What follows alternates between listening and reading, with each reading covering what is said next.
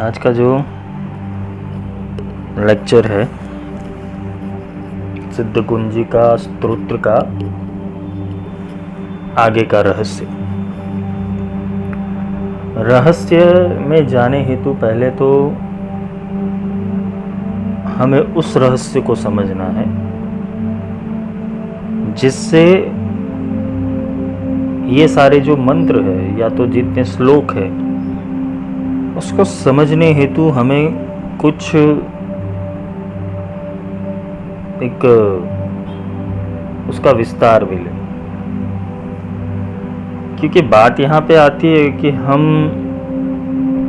जो भी कुछ कर रहे हैं अभी तक उसमें बहुत सारी त्रुटियां हैं। मंत्रों में भी त्रुटियां है, मंत्र बोलने वाले में भी त्रुटियां है, मंत्र देने वाले में भी त्रुटियां है, मंत्रों के पीछे का भावार्थ, सार, उसके तत्व, उसके रसायन, ये सब भी देखने पड़ते हैं। क्योंकि मूल बात यहाँ पे आ जाती है कि फिर कैसेट बजती रहती है और तुम्हें कोई लाभ नहीं मिलता, या तो फिर कुछ हानियाँ भी उठानी पड़ती है, देव दोष, मंत्र दोष, ये सब की हानि भी होती है। तुम सरल स्वभाव से अगर देखने जाओ तो ये सारा जो भी कर्मकांड जनित विषय है, पाठ करना, मंत्र करना, आवर्तन करना, ये सारी चीजें जब तुम पूर्ण साधना को समझते हो फिर करते हो तो कुछ लाभ है। और वो भी इतना सारा नहीं करना है, थोड़ा ही करना है। तो गुरु है वो शॉर्टकट देने वाला होना चाहिए। तुम्हें गधों की तरह बिठा के एक मंत्र को करोड़ों बार जपने के लिए जो बोलता है वो कुछ समझ लो कि उसके पास ही वो सिद्धि नहीं है जो तुम्हें दे सकता है। कि सिद्ध गुरु शॉर्टकट बताता है, मैं इतना कर ले हो जाएगा। वो पहले पात्रता बनाता है तुम्हारी। कोई पात्रवान नहीं है तुम्हारे पास। अगर कोई किसी गुरु के पास कोई शिष्य जाता है तो उसकी कोई पात्रता नहीं होती।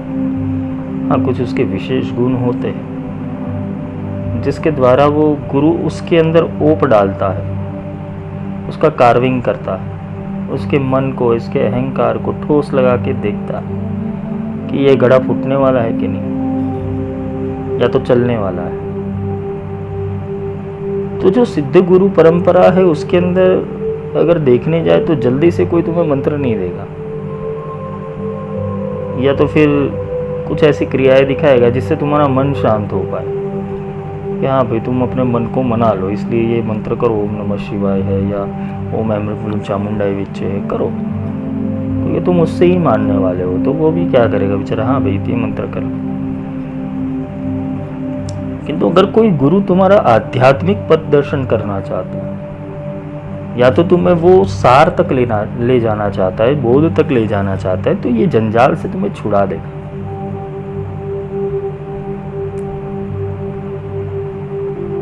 ये जंजाल से तुम्हें छुड़ा देगा और छोड़ने के बाद तुम एक सहज निर्मल अवस्था में लेके आएगा जिससे तुम ब्रह्म संबंध में आ पाओगे। ये ब्रह्म का संबंध है वो विकसित कर पाओगे। वैष्णव में देखा जाता है कि वैष्णव में काफ़ी जो ये दीक्षा का जो मतलब है वो बोलते हैं ब्रह्म संबंध। और ब्रह्म संबंध लेने के लिए वहाँ के जो पीठाधीश है उनके पास लाइन लगी रहती है कि आज किसका नंबर है, आज किसका नंबर है, आज किसका नंबर है। कंठी पहना देते और फिर बोलते ब्रह्म संबंध हो गया। तो जिसके साथ तुमने संबंध को स्थापा या तो जिसके साथ तुम्हारा संबंध एक्टिवेट हुआ उसके बारे में तुम्हें कुछ तो पता होना चाहिए ना। तो ये खिलवाड़ हो रहा है ब्रह्म के साथ भी और तुम्हारे साथ भी। दीक्षा लेने का मोह मत रखो। तुम कुछ ऐसा कर जाओ कि गुरु सामने से तुम्हें दीक्षा दे कि तू अधिकारी है, तू आ। या तो होड़ लगी रहती है बाबा जी दीक्षा दे दो, गुरु जी दीक्षा दे दो, गुरु जी ये कर दो, गुरु जी वो कर दो, गुरु जी कृपा कर दो। उसको भी क्या जाता है, एक तिलक तो लगाना है, गले में माला पहनानी है, सर पे हाथ रखना है, तथास्तु बोलना है, जाओ तेरा कल्याण होगा। और क्या करेगा गुरु? तो ये जो रहस्य है वो रहस्य की युक्ति देता है वो गुरु। ब्रह्म का संबंध यानी कि ब्रह्म को जानना, उसमें एकाकार होना, ब्रह्म की प्रीति को पहचानना कि ब्रह्म को क्या पसंद है। तुम किसी प्रेमिका से, तुम्हारा प्रेम होता है गर्लफ्रेंड बॉयफ्रेंड, या तो फिर लवर्स वाला, या तो फिर हस्बैंड वाइफ वाला, या तो एक मित्र वाला भी, तुम एक दूसरे को पहचानते हो। अगर तुम्हारी कैरेक्टरिस्टिक्स है वो मिलती है, तब जाके तुम अपने रिलेशन को आगे बढ़ाते हो। तुम समय देते हो एक दूसरे को, और समय देने पर तुम एक दूसरे को समझ पाते हो। ऐसा ही ब्रह्म संबंध में, ब्रह्म के बारे में कुछ जाना ही नहीं और ब्रह्म संबंध ले लिया, कंठी पहन ली, दीक्षा ले ली, फिर क्या करेंगे? बस गुरु ने जो मंत्र दिया है वो मंत्र करते रहते हैं। ब्रह्म मिला, वो क्या होता है? ले तुमने तो ब्रह्म संबंध लिया है। देखिए वो तो नाम है ब्रह्म संबंध, ऐसे ब्रह्म किसी को मिलता है क्या? देखा है? मीरा पागल नहीं थी, मीरा पागल नहीं थी, तो जिसने बोल दिया, जिसने गा लिया ये चीज कि पायो जी मैंने नाम रतन धन पायो, वस्तु अमूल्य के दी मेरे सदगुरु कृपा कर अपनायो। मीरा पागल नहीं थी, गोपिया पागल नहीं थी, राधा पागल नहीं थी, नरसिंह मेहता पागल नहीं था, रामकृष्ण परमहंस पागल नहीं थे। उन्होंने वो संबंध को समझा, उस संबंध में ओतप्रोत हुए, अपना सब न्योछावर किया। न्योछावर का अर्थ है अपनी आसक्ति का त्याग, अपना समर्पण दिया, अपनी मन की, अपनी बुद्धि का, अपना अहंकार का समर्पण किया। तुम भगवान को क्या देने जाओगे? भगवान को अपना दुर्गुण दो, इष्ट को, गुरु को अपने दुर्गुण चढ़ा दो कि ये मेरे अंदर गलतियां है, ये इतने दोष हैं मुझसे, मुझे मुक्त करो।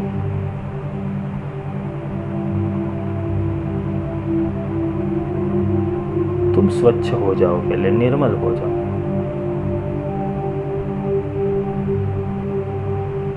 तुम्हारा पात्र क्लीन नहीं होगा तब तक तुम्हारे भीतर वो चेतना डाली नहीं जाती। तुम्हारे में कुछ तो हो, तुम कुछ तो स्पेशल बनो वो ईश्वर के लिए, तुम कुछ तो अधिकारी बनो। भगवान भी पूछेगा किस अधिकार से तू मुझे प्राप्त करना चाहता है? ईश्वर भी पूछेगा तू जानता क्या है मेरे बारे में जो तू मेरी प्राप्ति करना चाहता है?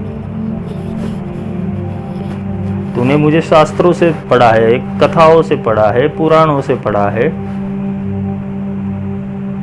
तूने मेरे बारे में वो सब चीजें जानी है जिससे जो मैं हूं ही नहीं।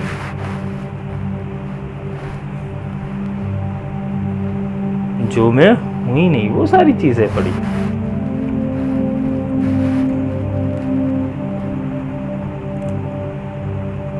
इसलिए वो है ना थोड़ा अलग रहता है, थोड़ा सबसे दूर रहता है। इसलिए शिव जी कैलाश में आंखें बंद करके बैठे, विष्णु जी भी आंखें बंद करके बैठे और ब्रह्मा जी भी आंखें बंद करके बैठे। वो आंखें उसके सामने ही खोलते जो अपना लगे। उनकी आंखें स्तुति से खुलती है। स्तुति कौन सी? स्तुति जो तुम पढ़ते हो वो स्तुतियां नहीं, वो तो किसी ने रचित है, किसी की रचना है। वो तुम्हारे अंदर से क्या भाव निकला, तुमने कौन से भाव से ईश्वर को पुकारा,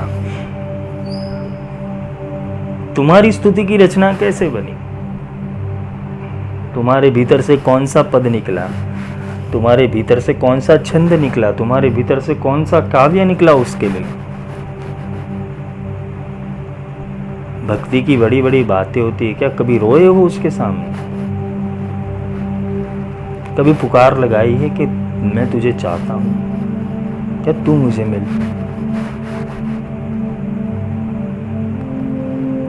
ये भक्ति रस है।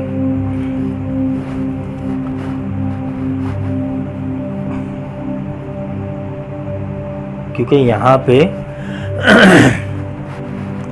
संबंध दो ओर से होते हैं। तुम बोल दोगे कि भाई आज से मेरा और तुम्हारा ब्रह्म संबंध, सामने वाला तो बोलना चाहिए ना कि नहीं आज से तेरा और मेरा ब्रह्म संबंध। वो कैसे बोलेगा?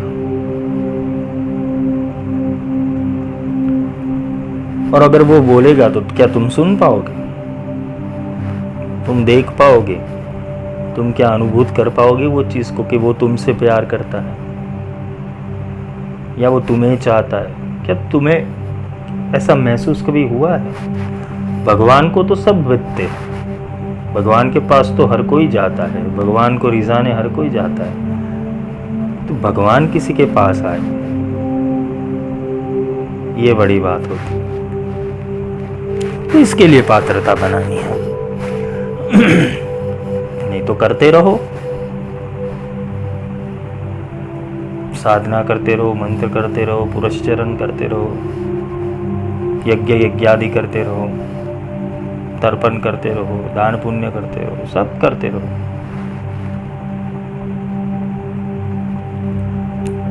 प्रेम, प्रीति और वात्सल्य, जब तुम उसके बालक रहते हो ना तो वो वात्सल्य में तुम्हें रखता है, मेरा बालक है। जैसे जैसे तुम समझने लगते हो तो वो प्रेम में परिणमित होता है, और प्रेम जब गाढ़ हो जाता है ना तब प्रीति में परिणमित हो जाता है। वात्सल्य दूर से देख के उसको पोषण देता है। वात्सल्य, प्रेम होता है वो निकट रखता है, और प्रीति होती ना तो एक पल के लिए वो प्रभु तुम्हें छोड़ता नहीं, एक पल के लिए वो तुम्हें छोड़ता नहीं, एक पल के लिए वो तुम्हें भूलता नहीं। ये प्रीति का विषय।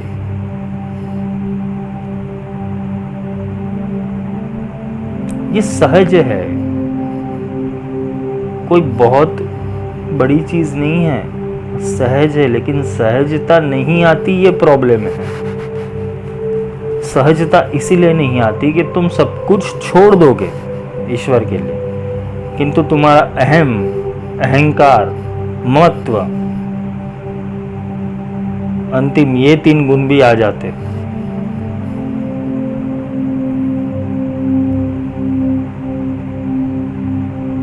समर्पण का अर्थ है खुद को छोड़ देना, मुक्त कर देना, वो परमात्मा के आगे खुले दिल से मुक्त हो जाना। ये कुंजी है, ये भक्ति मार्ग की कुंजी है। तुम भगवान की भक्ति करना चाहते हो लेकिन भगवान के स्वरूप का ज्ञान नहीं है। तुम परमात्मा की प्राप्ति चाहते हो लेकिन उसे जानते नहीं हो। तुम वो ब्रह्म की व्याख्या कर सकते हो उपनिषदों में, वेदों में पढ़कर, ब्रह्म को जान नहीं पाते, क्योंकि ब्रह्म को जानने वाला वो ब्रह्मनिष्ठ होता है, ब्रह्म में निष्ठा रखने वाला। वो फिर और कई जगह नहीं घूमता, वो एक, वो परम तत्व के अंदर लीन रहता है। यहाँ तो भिखारियों की तरह हालत कर रखी है खुद की, इधर से मांग लूं, उधर से मांग लूं, इधर से कृपा आ जाए, उधर से कृपा आ जाए। अरे ऐसे थोड़ी भक्ति होती है। नरसिंह मेहता को 100 प्रॉब्लम आए, मीरा को 1000 प्रॉब्लम आए, कबीर को कितने प्रॉब्लम आए, एक निष्ठ भक्ति रखी।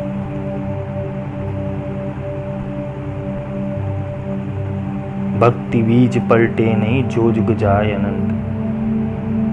अगर तुम्हारे अंदर वो भक्ति का, वो विवेक का, वो प्रीति का, वो प्रेम का, वो समर्पण का, वो सेवा का अगर बीज डाला गया है या तो बीज पड़ा हुआ है, वो जागृत हो, जब हो जाएगा तो तुम्हें रोकने पर भी तुम नहीं रुक पाओगे।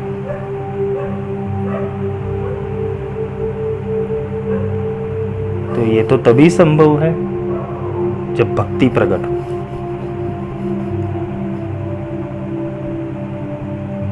मैं तो आंखें बंद करके भगवान कृष्ण को याद कर लेता हूँ, भगवान शिव को याद कर लेता हूँ, इसको याद कर लेता हूँ, उसको याद, भैरव बाबा को याद कर लेता हूँ, सबको याद कर लेता है। 33 कोटि देवता है यार, हर रोज एक को याद करेगा, एक को याद कर।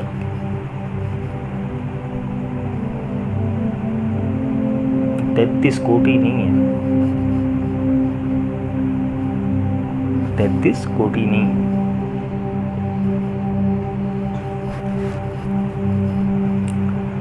पर ये सारी बातें जो समाज में व्याप्त है, वो किसी की कही हुई, किसी की सुनी हुई, किसी की अनुभूत जन्य सारी बातें फैली हुई। और इस बातों के कारण क्या होता है कि तुम भी उसी दिशा में उसी चीज को अनुभूत करना चाहते हो, जबकि विषय वस्तु अलग है। तुम्हें पिज़्ज़ा खाना पसंद है और तुम्हें कोई दाल चावल दे दे तो तुम्हारी क्या हालत हो।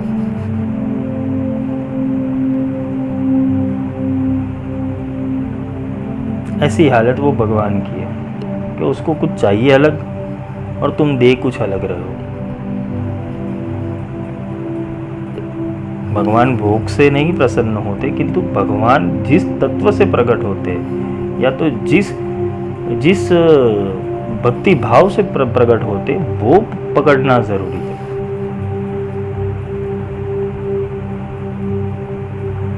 किसी मंदिर में बाधा रख ली, यहाँ लड्डू चढ़ाने से तुम्हारी मनोकामना पूर्ण होती है। इतने सारे लड्डू चढ़ते, इतने सारे लड्डू, भगवान भी कंटाल जाएगा कि यार क्या हो गया है इन लोगों को, मैं कितने लड्डू खाऊंगा, और लड्डू खा के मेरा भी जीभ का स्वाद चला गया है। अभी मुझे भी कुछ अच्छा तीखा स्पाइसी दो, कुछ व्यंजन ऐसे हो जाए कि जिससे मैं भी तृप्त हो जाऊं। मुझे भी टेस्ट थोड़ा अलग चाहिए, तुम देते रहते हो।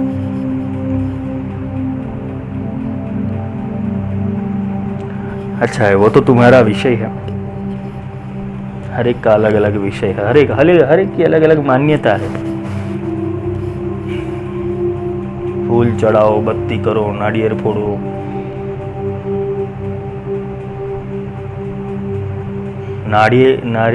नारियल को चढ़ाना यानी नारियल का गुजराती में नारियल वधेरवू, नारियल को फोड़ना। नारियल यानी तेरे मस्तिष्क को फोड़ना है, तेरे अहंकार को फोड़ना है। ये श्रीफल और कुछ नहीं है, ये तुम्हारा मस्तिष्क है। बाहर से कट्टर, अंदर से सॉफ्ट, वैसा तो और अंदर पानी, वैसे ही तो तुम्हारी मस्तिष्क बना हुआ है। तुम्हारे ब्रेन में 19% वाटर है, 90। नारियल जैसा तो है तुम्हारा मस्तिष्क, उसको समर्पित करना है।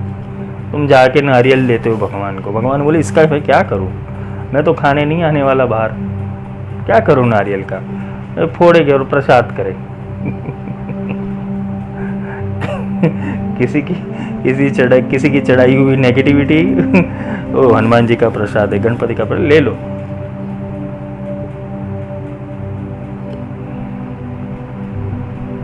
ले लो। भगवान मेरी ये मनोकामना पूर्ण करने ला मैं 11 नारियल चलाऊं। भगवान बोले कि क्या करेगा 11 नारियल, ये तो रावण आ गया, रावण के भी 10 सिर थे, तेरे 11 हो गए।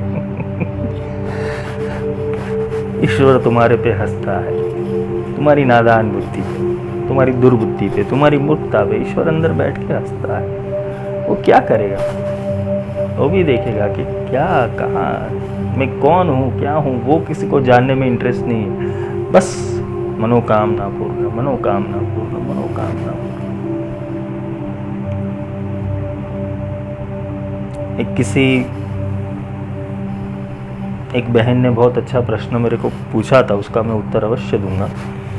उन्होंने पूछा, ये गुरुजी मन क्या है और मन का उद्भव कैसे हुआ, मन का आविष्कार कैसे हुआ। उन्होंने शब्द प्रयोग बहुत अच्छे किए कि मन का आविष्कार किसने किया, कैसे हुआ, ये मन क्या है। मैं उसका शॉर्ट डेफिनेशन सिर्फ इतना ही समझा सकता हूं कि जितना तुम सोच रहे हो वो सब मन है, जितना तुम समझ सकते हो वो सब मन है, और जो समझ से परे है वो आत्मा है, और जो समझ से परे है वो परमात्मा है। समझ दो रूप से है, मन की समझ अलग है और आत्मा की समझ अलग है। आत्मा की समझ दृढ़ता वाली है, जबकि मन की समझ विंजिकल है।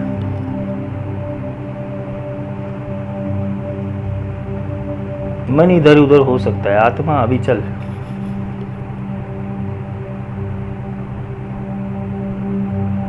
गंगा सती ने बहुत खूब कहा है कि मेरू तो डगे पर जेना मन ना डगे रे।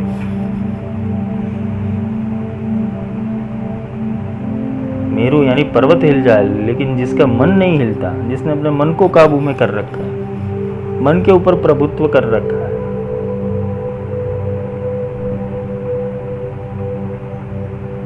वही सर्वश्रेष्ठ है।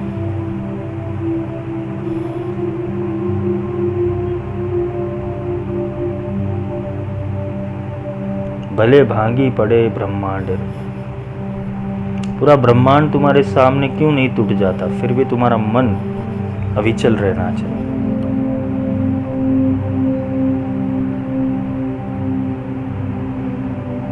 गंगा सती को पढ़ना चाहिए एक बार, बहुत अच्छी किताब है, बहुत अच्छे काव्य है उसके।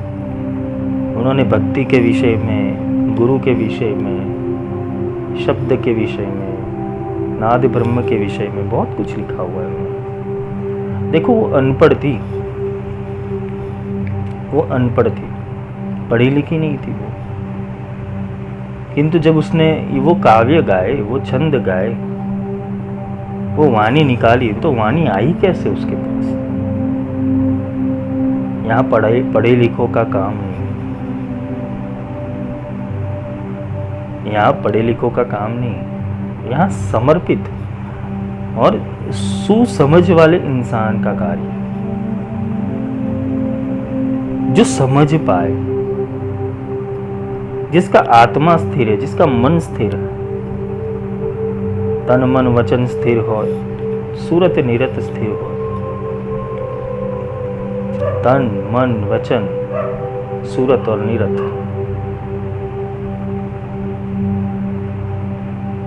ये स्थिर हो गया तो समझ लो तुम्हारा काम बन जाएगा। इसलिए मन को भी है ना एक शॉर्ट सर्किट की जरूरत है। वो शॉर्ट सर्किट ऐसा है कि जिससे मन शांत हो जाएगा।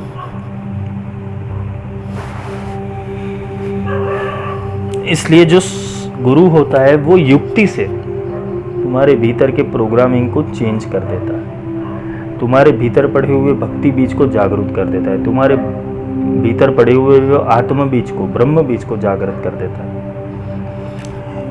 क्योंकि अगर तुम समझने जाओ तो बहुत सोहला मार्ग है, और विशालता में जाओ तो ये अनंत है। प्रभु कण में भी है और पूरे ब्रह्मांड में भी है,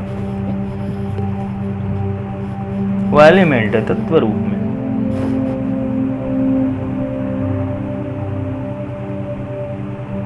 तो मन क्या है, आत्मा क्या है?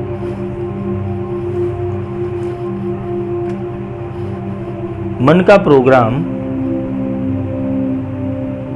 वो तुम्हारे भीतर जितने भी संभव शब्द है उससे बना हुआ है। ये हो सकता है, ये नहीं हो सकता, ये हो सकता है, ये नहीं हो सकता,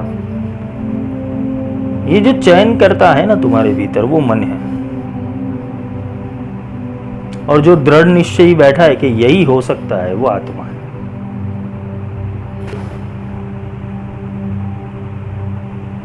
मन एक सेंसर है और कुछ नहीं। एक सेंसर है, एक माया का सेंसर है। इसका आविष्कार भी योग माया ने ही किया हुआ है।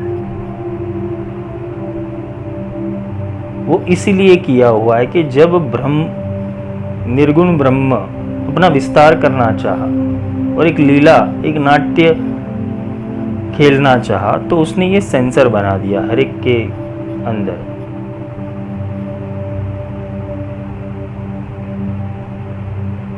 उस सेंसर से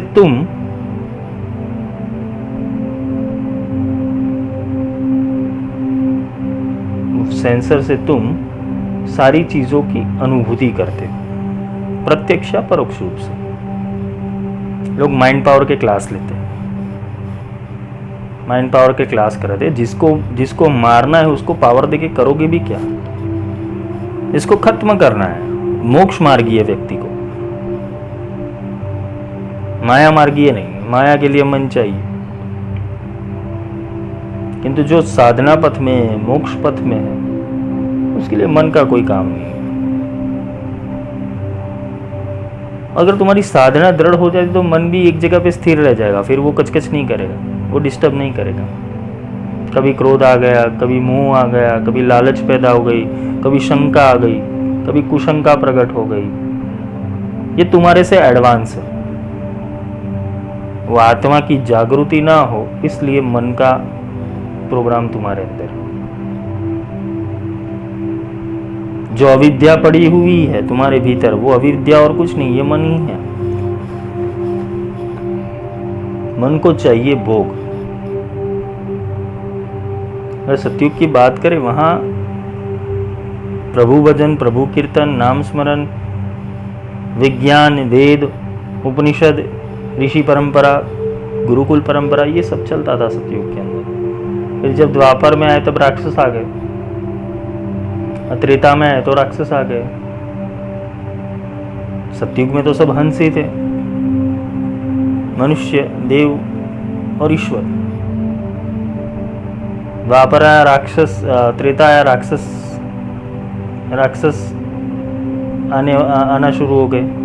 राक्षसों की संख्या बढ़ने लगी, यानी तमोगुण बढ़ने लगा। त्रेता में, द्वापर में ज़्यादा बढ़ गया। कलयुग में तो 10% सतयुग रहा है, बाकी का 19% कलयुग ही चल रहा है।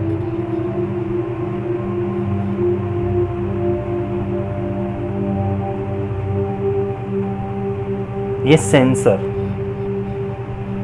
ये मन ही आवागमन का प्रोसेसर है। तुम मुक्त ना हो जाओ, तुम आत्मा तक ना पहुंचो, इसलिए तुम्हारे भीतर मन रखा गया है।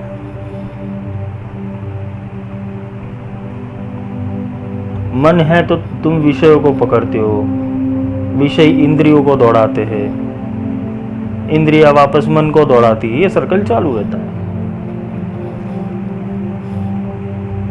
पहले आया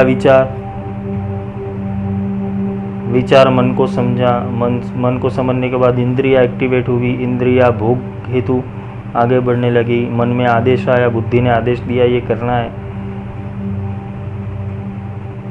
तुमने वो किया। ये प्रोसेसर है पूरा, विचार, मन, बुद्धि,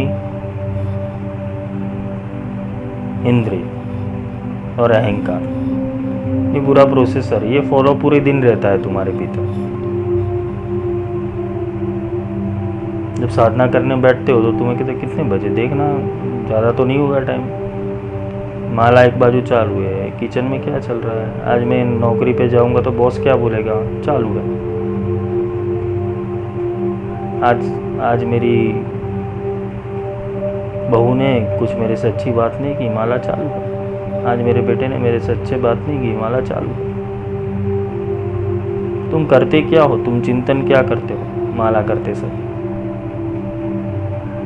तो तुम तो भक्ति करना चाहते हो, इसलिए तो माला उठाई, तुम गलत हो ही नहीं।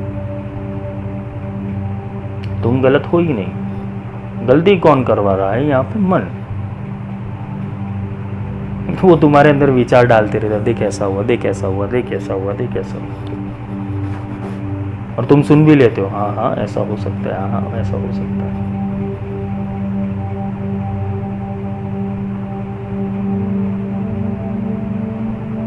तुम कैके की तरह हो जाते हो वहां। मन है ना मंत्रा है, मन है वो मंत्रा है, मंत्रावटी। जिसने पी उसको जाले डूबी, ये मंत्रावटी है। मन क्या करेगा? तुम कुछ अच्छा कार्य करने जाओगे, अच्छा कार्य होने वाला होगा तो मन उसके अंदर विघ्न डालेगा, और फिर तुम जाके गणपति को बोलोगे, अरे गणपति देवता मेरे पे बहुत विघ्न आ रहे। अरे विघ्न डालने वाला और कोई नहीं, तुम्हारा मन ही है। ये मन की मंत्रावटी तुम्हें डिस्टर्ब कर देती, क्योंकि तुम हो कैके जैसे किसी की बात सुन लेते हो, मन की बात सुन लेते हो।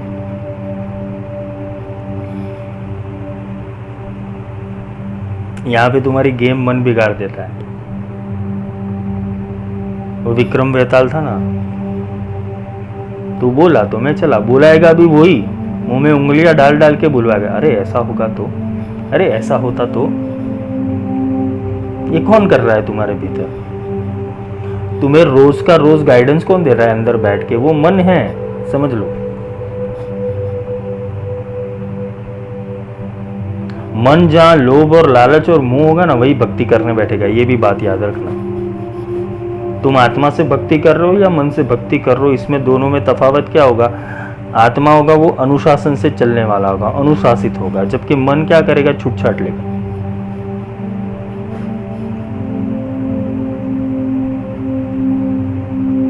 आत्मा तुम्हें जगाएगा, नहीं ये करना पड़ेगा तेरे, जबकि मन तुम्हें फुसलाएगा, अरे ऐसा करेगा तो ऐसा होगा यार।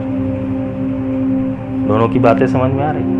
आत्मा अधिकार से तुम्हें कहेगा, जबकि मन फुसलाने का काम करेगा। देख मैं अभी ऐसा बोल रहा हूँ, फिर आगे तेरी मर्जी। वो तुम्हें शंका में डाल के चला जाएगा, फिर गायब। वो भी अदृश्य है, आत्मा भी अदृश्य है, तुम सिर्फ साक्षी हो। इसलिए बोल रहा हूँ, शुणु देवी प्रवक्षा में ईश्वर ने क्या कहा है, शिव ने क्या कहा है, महादेव ने क्या किया है, कि हे देवी ध्यान से सुनो। तुम्हारे अंदर मन होगा तो तुम सुनोगे क्या है? क्योंकि पार्वती में भी तो मन ही था, देवताओं में भी मन तो है ही।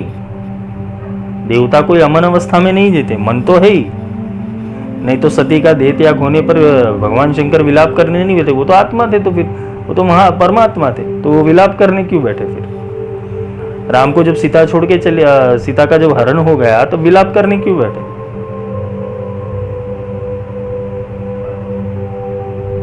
तो यही बात आती है, तो मन तो देवताओं में भी है। वो सेंसर स्पर्श कर जाता है। तो मन देवताओं में मन किसने रखा? अभी ये प्रश्न पूछोगे तो ये योग माया है। योग माया का सेंसर है। वो प्रकृति खेलना चाहती है तुमसे, क्योंकि तुम्हें पॉलिश करती है। इसलिए ये जो विषय है कि मन किसने बनाया और मन का आविष्कार किसने किया है, बहुत गहरा विषय है, बहुत डीप विषय है। आज जब इनका मैसेज आया तो मैं थोड़ा मेरे मुख पे स्माइल आ गई कि बहुत अच्छा क्वेश्चन आया, ये तो बहुत उचित प्रश्न है। किंतु इसको समझाने हेतु बहुत डीप में जाना पड़ेगा। है विषय अच्छा, जानता भी हूँ इसके ऊपर, किंतु यहाँ सिद्ध कुंजिका में ये उचित नहीं है, इसलिए मैं इसको नहीं लेता। किंतु हाँ, मैं मन की कैरेक्टरिस्टिक बता सकता हूँ कि मन ऐसा करता है।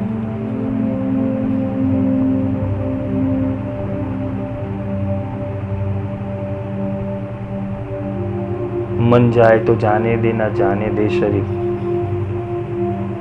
अगर तुम भक्ति करने बैठते हो, मन तुम्हारा घूम रहा है, घूमने दो।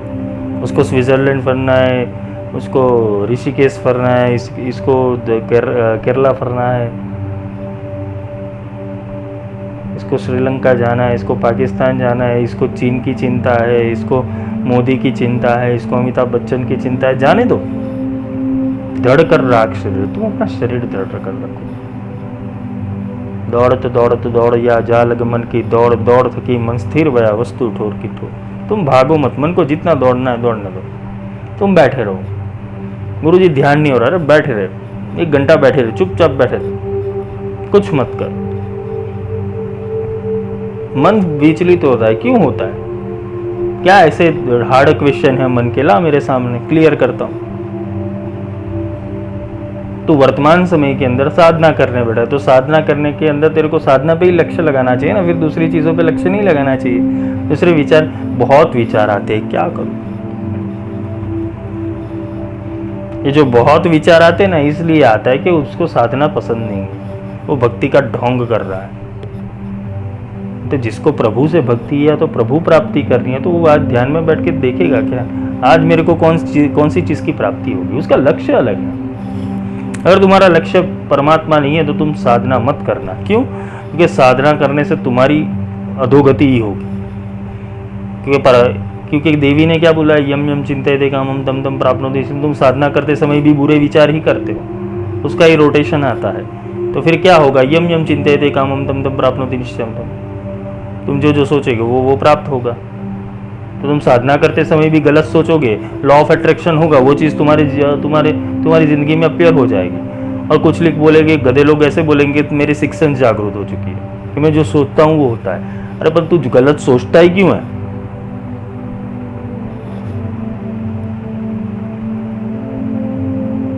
भविष्य देख सकता, भविष्य नहीं देख सकता तू अपने प्रोसेसर को संभाल। तू चेतना ऊर्जाओं को गलत जगह डाल रहा है, गलत विचारों में डाल रहा है। तो अच्छे विचार कैसे पैदा हो? फिर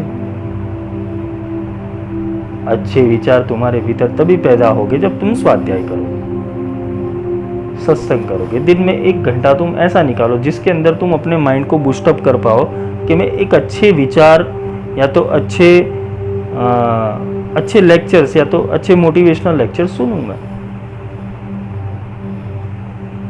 अभ्यास करना पड़ेगा। ये मन बहुत बड़ा विषय है, मन बहुत बड़ा विषय है। इसलिए इतने सारे शास्त्र मन को समझाने हेतु तो लिखे हुए हैं, नहीं तो आत्मा तो पूर्ण ज्ञानी ही है पहले से। अयम आत्मा ब्रह्म ही है, उसको तो सब पता है। तो ये पूरा जो भी समझाना है, पूरा जीवन किसमें निकल जाता है? ये मन में ही निकल जाता है, ये मन को समझाने में ही निकल जाता है। मन की मति ना मानिए, मन के रूप अनेक।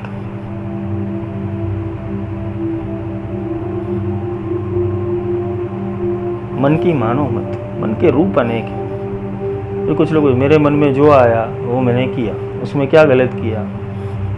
मन तेरे से करवा रहा है कर्म, वो कर्म का कर्ता भी तुझे बनाता है, भुगता भी तुझे, भुगतना तुझे पड़ता है। मेरा मन हुआ चोरी करने का, मैंने कर ली। मेरा मन हुआ गाली बोलने का, मैंने बोल दिया। यार तेरा मन नहीं था, तेरे अंदर वो डाला गया, सेकंड के आधे भाग के अंदर वो डाला गया। वो इतना फास्ट है, तुम कुछ भी करने जाओगे ना, तुम्हारे बीच में अवरोध कर देगा। नहीं, तेरे बस की बात नहीं है, तेरे बस की बात नहीं है, तू अपनी कैपेसिटी नहीं है, वो चिंतन करेगा। वहाँ एक पिक्चर में दिखाते ना, बाजू में एक को कैरेट बनता है और कैरेट के अंदर सब कुछ लिख के आता है, ये ऐसा चित्र तुम्हारे मन में बन जाता है। एक शोल्डर के ऊपर डेविल होता है, एक शोल्डर के ऊपर एंजल होता है, दोनों बोल बोल करते हैं। वो रियल लाइफ में भी होता ही है। ये जो बहुत सोचने वाले होते हैं ना, उनकी गति ऐसी हो जाती है। तो मूल विषय पे आते हैं, क्योंकि ये सब भी जानना जरूरी है। क्योंकि ये इसलिए जानना जरूरी है क्योंकि तुम अपने आप को समझ पाओ, मन को समझ पाओ। तो ये जो सिद्ध कुंजिका है, शृणु देवी प्रवक्ष्यामि, तो महादेव, वो ब्रह्म, वो आत्मा किसको सुना रहा है? वो देवी तत्व। हे देवी सुनो। तो अपने कुलार्णव तंत्र में थे, और कुलार्णव तंत्र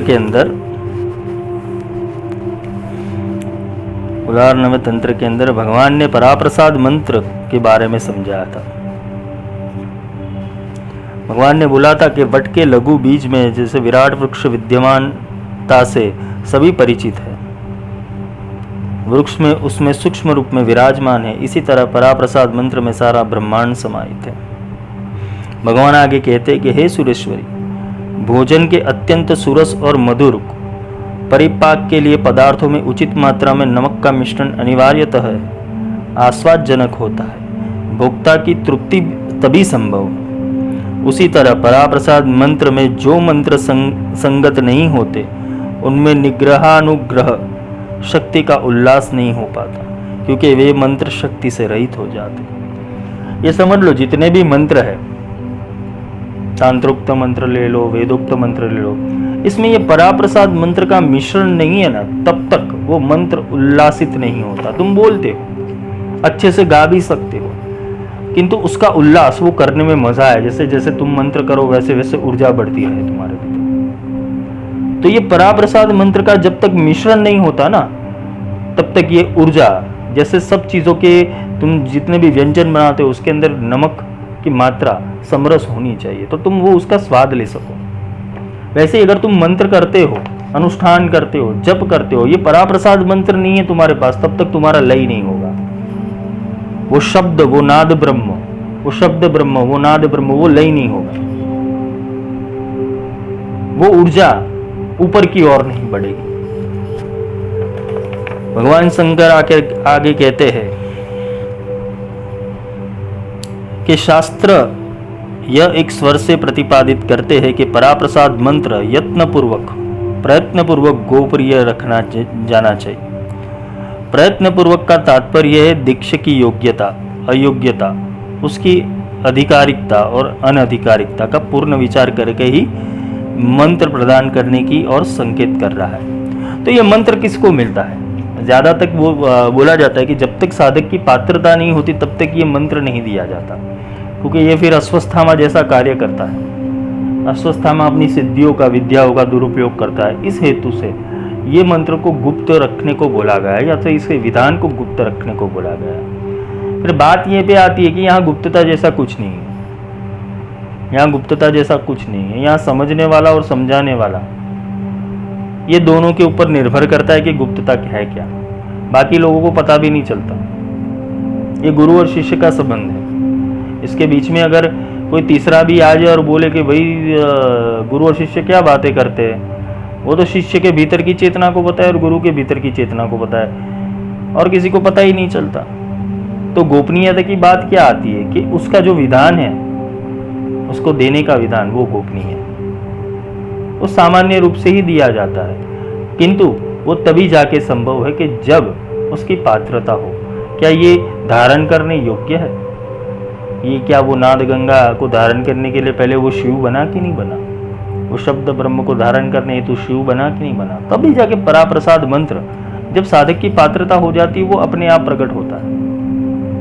वो गुरु सिर्फ संदेशा देता है कि ये है, सिर्फ वो सिर्फ उंगली कर देता है, ये देख ले, ये है, देख ले, पकड़ ले, चल, चढ़ जा ऊपर, बात खत्म। बस इतना होता है। वो 5 सेकंड का खेल है और कुछ नहीं।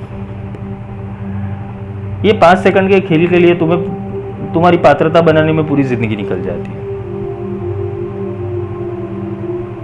ये हर किसी को नहीं मिलता। जिसका आत्मा शुद्ध है, जो आत्म तत्व को जानता है, आत्म तत्व चिन्हियो नहीं त्यां लगी साधना सर्व झूठी।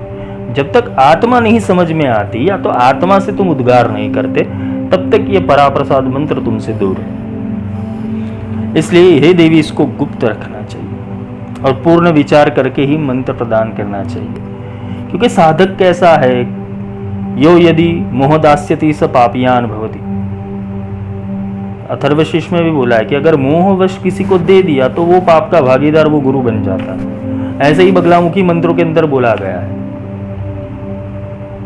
कि गुरु अगर लोभवश या मोहवश किसी शिष्य को इसका अधिकार दे देता है और वो शिष्य उसका गलत इस्तेमाल करता है, तो उसका पूरा दोष वो गुरु के ऊपर जाता है।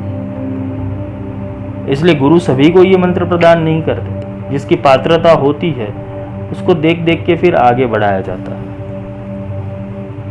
तो ये पराप्रसाद मंत्र है। पुराणों के अर्थों को विवृत कर दर्शनों के आमना अनुसार भेद भिन्न पूरा प्रचलित संदर्भों का आलोचन कर मैंने समग्र मंत्र राशि और विविध शास्त्रों का स्वाध्याय करके इनके निहितार्थ रहस्यों को जान लिया है। तो भगवान शंकर कह रहे हैं कि मैंने ये पूरी चीज़ों को जान लिया है, सारे दर्शन को, आमनाय को, पूरा प्रचलित जितने भी मंत्र राशि है उसका मैंने पूर्ण रूप से स्वाध्याय कर लिया है और इनके निहितार्थ रहस्यों को भी मैं जानता हूँ। सहस्त्रार सहस्त्र इंद्र आदि देवता भी शास्त्रों के वैविध्य से विभ्रांत होकर सामान्य जन की तरह ही निहितार्थ से अनभिज्ञ रह जाते हैं। कि देवता भी क्या है कि भाई ये सारे चीज़ों के अंदर, देवताओं को भी ये सारी चीज़ों के अंदर ही रुचि है। शास्त्रों में, वो शास्त्रों में, फिर अपना वेदों में, श्रुतियों में, इनमें ही उनको रस है। तो वो भी सामान्य जन की तरह ही निहितार्थ और अनभिज्ञ, ये देवताओं को भी नहीं पता है। ये मंत्र के बारे में देवताओं को भी नहीं पता है। देवी तुम्हारी माया से ही वे मुग्ध माने जाते हैं। यहाँ पे भगवान शंकर के कहते कि हे देवी तुम्हारी ही माया है। ये जड़ प्रकृति के कारण देवता भी अपने पूर्ण तत्व को नहीं पहचान पाते। वे भी जन्म और मृत्यु रूप आवागमन के चक्र में पिसने वाले देव योनि के प्राणी हैं। तो देवता भी प्राणी ही हैं, उनकी योनि अलग है। देवता कोई महान नहीं, वो भी योनि जन्य ही है और वो भी प्राणी ही है। उसे देव पशु बोला गया है, इसे मनुष्य पशु बोला गया है और उसे जड़ पशु बोला गया है। वे भी संसार के कलेशों से क्लिष्ट रहा करते हैं। कुलेश्वरी, वे श्री पराप्रसाद मंत्र का प्रयोग नहीं कर सकते। देवता भी ये पराप्रसाद मंत्र का प्रयोग नहीं कर सकते। परिणामतः इन्हें भी मोक्ष नहीं मिल पाता। देवताओं को भी मुक्ति नहीं है। हाँ, कीट ब्रह्म जननी, ब्रह्मा विष्णु महेश भी मुक्त नहीं है। कैसे? 100 ब्रह्मा जब खत्म होते तब विष्णु का एक अंश बनता है। 100 विष्णु खत्म होते तब एक शिव का अंश बनता है और 100 शिव खत्म होते तब आदि शक्ति का एक अंश बनता है। ये पूरा साइकिल है। वो तत्वों के बारे में ब्रह्मा विष्णु महेश के भी 3 स्टेप है। जो तत्व रूप से रह रहे वो अलग है, देवता रूप से रह रहे वो अलग है और ब्रह्म रूप से रह रहे वो अलग है। तो इसमें ये पूरा समझने की कोशिश करें। ब्रह्मा विष्णु महेश यानी ये जनरेटर ऑपरेटर डिस्ट्रॉयर नहीं, वो तत्व रूप में है, जिसे सत्वरत तमस भी बोला गया है। उसके ऊपर एक कक्षा आती है देव की कक्षा आती है, उसके ऊपर की कक्षा आती है ब्रह्म की कक्षा आती है। तो जिन जिन के ऊर्जा का जैसा विस्तार है वैसे देवताओं का नाश होता है, वैसे देवताओं का नाश होता है। तो ये भागवत में भी लिखा गया है। कालचक्र उत्पत्ति विज्ञान है, ये तो काल उत्पत्ति विज्ञान, भागवत में भी इसकी गणना दी गई है कि इसका पूरा रहस्य क्या है। आप पढ़ सकते हो भागवत में। तो भगवान शंकर कहते इन्हें भी मोक्ष नहीं मिला है क्योंकि तुम्हारी माया के प्रभाव से ये प्रभावित है। तो ये भी पराप्रसाद मंत्र को नहीं जानते। गुरुदेव मेरे रूप में प्रत्यक्ष शंकर के विग्रह माने जाते हैं। ऐसे सद्गुरु में जिस पुरुष की दृष्टि भक्ति उत्पन्न हो जाती है वे श्री गुरु मुखारविंद से पराप्रसाद मंत्र ग्रहण कर धन्य हो जाते हैं। उस मंत्र के महाप्रभाव से ही वो मुक्ति को उपलब्ध हो जाते हैं। अगर ये मंत्र सिर्फ मिल जाए तो समझ लेना तुम्हारा आवागमन मिट जाएगा, तुम वापस नहीं आओगे। ये इसमें शक्ति है कि वो तार तुम्हारे पास रहता है। हाँ, तुम कहीं गुरु द्रोह में पढ़ते हो या तो गुरु से दूर होके कुछ गलत अपराध कर दिए हो या तो गुरु की नहीं माने हो, तब जाके ये मंत्र कार्य नहीं करता। नहीं तो अगर गुरु किसी साधक को या शिष्य को ये मंत्र दे देता है तत्क्षण उसके सारे कर्म जलकर भस्म हो जाते हैं और वो शिव रूप में स्थापित हो जाता है। फिर वो साधक को अपनी साधना करनी पड़ती है। साधक को अपनी साधना करनी पड़ती है, एक नया जन्म मिलता है उसे, इसे ही प्रतिप्रसव बोलते हैं। पूर्व जन्म जन्मांतरों में शिव मार्ग के साधना में संलग्न रहते हुए चारों आमनाएं में निर्दिष्ट मंत्र को गुरु की आज्ञा के अनुसार प्रयुक्त करते रहते। ऐसे साधक पापों के कंचुक अर्थात आवरणों से मुक्त हो जाते। सठ कंचुक भी पाप रूप कालुष्य कलंक पंकमय ही होते हैं। उनसे ऐसे साधक मुक्त हो जाते हैं, उनसे उनकी आत्मा शुद्ध हो जाती है। वे गुरुदेव के वात्सल्य के प्रभाव से उनके पराप्रसाद मंत्र जान लेते हैं। इससे अतिरिक्त इसे जानने का कोई उपाय नहीं। तो जब ये गुरु तुम्हें ये मंत्र देता है तो तुम्हारे पूर्व जन्म के जितने भी कर्म हैं, जितने भी संस्कार हैं, जितने भी पाप हैं, उसको मिटा देते हैं। और मिटाने के बाद तुम एक शुद्धात्मा अवस्था में डाल देते हैं। और उसके बाद तुम वो पराप्रसाद मंत्र को पूर्ण रूप से जान लेते। और इससे ये सिर्फ और सिर्फ गुरु का वात्सल्य, मैंने क्या बोला, वात्सल्य, प्रेम और प्रीति, ये 3 शब्द याद रखना। तो ये वात्सल्य, जब गुरु का वात्सल्य, वो स्नेह आता है तुम पे कि हाँ चल भाई, ये लगता है कि अच्छा साधक है, इसको परमात्मा चाहिए, इसका कोई दूसरा विषय नहीं लग रहा है, ये भोला है, इसकी ज्यादा कहते हैं ना कि इसका तर्क वितर्क नहीं चल रहा है, ये भगवान को भजने वाला है, तो उसको दिया जाता है कि ले भाई, जिसको ढूंढ रहा था ये है, अब इसको पकड़ के चल।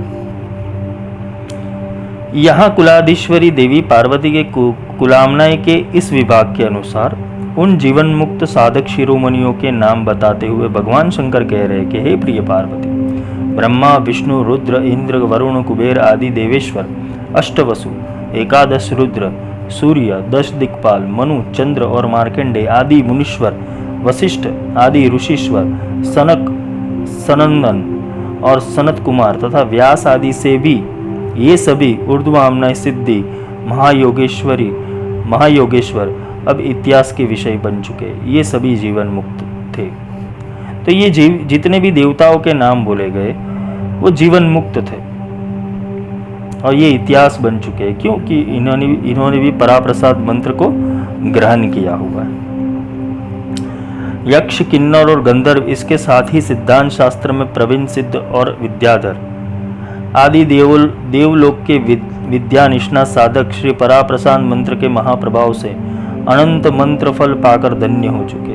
वे आज भी अपने रूप में रहते हुए इस मंत्र का अनवरत जप कर रहे हैं। तो जितने भी यक्ष है, किन्नर है, गंधर्व है, इनके साथ ही सिद्धांत शास्त्र में प्रवीण, सिद्ध और विद्याधर, देवलोक के विद्या में निष्णात साधक जितने भी है वो पराप्रसाद मंत्र के महाप्रभाव से पाकर धन्य हो चुके हैं। वो आज भी इसी का ही जप करते हैं। तो शिव जी किसका ध्यान करते हैं, प्रभु योग निद्रा में किसका ध्यान करते हैं और ब्रह्मा जी किसका ध्यान लगा के बैठे हुए, तो ये पराप्रसाद मंत्र का ही ध्यान लगा के बैठे हुए। इससे ही सब उत्पत्ति हुई। मुख से ना जपू, ना उर में जपू, ना मन में जपू मैं नाम, नाम हमारा जप करे हम पावे विश्वनाथ। तो ये अवस्था है। किसी व्यक्ति का सामर्थ्य, उसकी पूज्यता, विद्या, तेज, उसकी आनंदवादिता का रहस्य, नैरुज्य, राज्य, उसका स्वर्गीय व्यक्तित्व, उसका जप श्री पराप्रसाद मंत्र जप पर ही निर्भर करता है। कि किसी को पूजना है, तुम्हें किसी को पूजनीय मानना है, या तो किसी को अपना रोल मॉडल मानना है, किसी को गुरु बनाना है, तो उसकी कैरेक्टरिस्टिक क्या होनी चाहिए, उसके अंदर कौन से तत्व विद्यमान होने चाहिए, उसका सामर्थ्य क्या होना चाहिए, ये सब वो पराप्रसाद मंत्र के ऊपर निर्भर करता है। इस मंत्र के जापक का पद ब्रह्मा, इंद्र, रुद्र, विष्णु आदि पराधिकारियों से भी श्रेष्ठ होता है। अभी सोच लो कि जो ये मंत्र पा लेता है, ये मंत्र उसको मिल जाता है, तो उसको जप करने वाला वो ब्रह्मा, इंद्र, रुद्र, विष्णु आदि पराधिकारियों से भी श्रेष्ठ हो जाता है। तो ये कैसा मंत्र होगा? इसलिए तो ये भी ने बोला ना, ये न मंत्र प्रभाव न चंडी जाप शुभो भवे। इसके बिना मंत्र सिद्ध नहीं होता, इसके बिना कोई भी मंत्र सिद्ध नहीं होता। चाहे किलक करो या उत्कीलन करो या कुछ भी कर लो, मंत्र सिद्ध नहीं हो। क्योंकि मंत्र का सिद्धिकरण का अर्थ है कि एक बार बोला और काम हो गया, एक बार बोला और काम हो गया।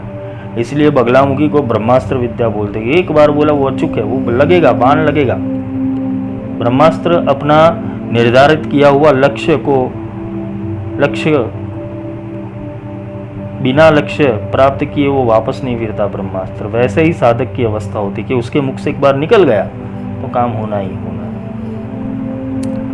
तो इस मंत्र के जापक को पद ब्रह्मा, इंद्र, रुद्र, विष्णु आदि से भी श्रेष्ठ होता है। भगवान शंकर कहते हैं कि मेरा तो यह मत है कि सारे कर्मों से हीन पुरुष भी यदि पराप्रसाद मंत्र का वेता होता है तो उसका अनायास ही सद्गति हो जाती है।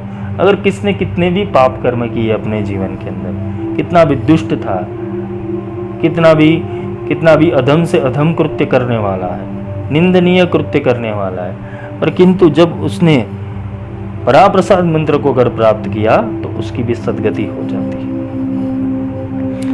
इसीलिए तो नानक में क्या आता है, नानक साहब में, कि नानक नाम जहाज ते चढ़े सो उतरे पार। जिसने ये जहाज की प्राप्ति कर ली, जहाज पे एक बार बैठ गया, चढ़े सो उतरे पार, एक बार चढ़ गया तो उतर के ही रहेगा। वैसे ही जिसको ये पराप्रसाद मंत्र मिल गया उसकी सद्गति संभव ही संभव है, उसको मुक्ति मिलना संभव ही संभव है, मोक्ष मिलना संभव ही संभव है। हाँ, तुम्हारी ऊर्जा ट्रांसकेंड होगी, तुम मनुष्य में से देव बनोगे, देव में से फिर उस ब्रह्म बनोगे, ब्रह्म से फिर पर ब्रह्म बनोगे, फिर पराब्रह्म बनोगे। ये चलता रहेगा।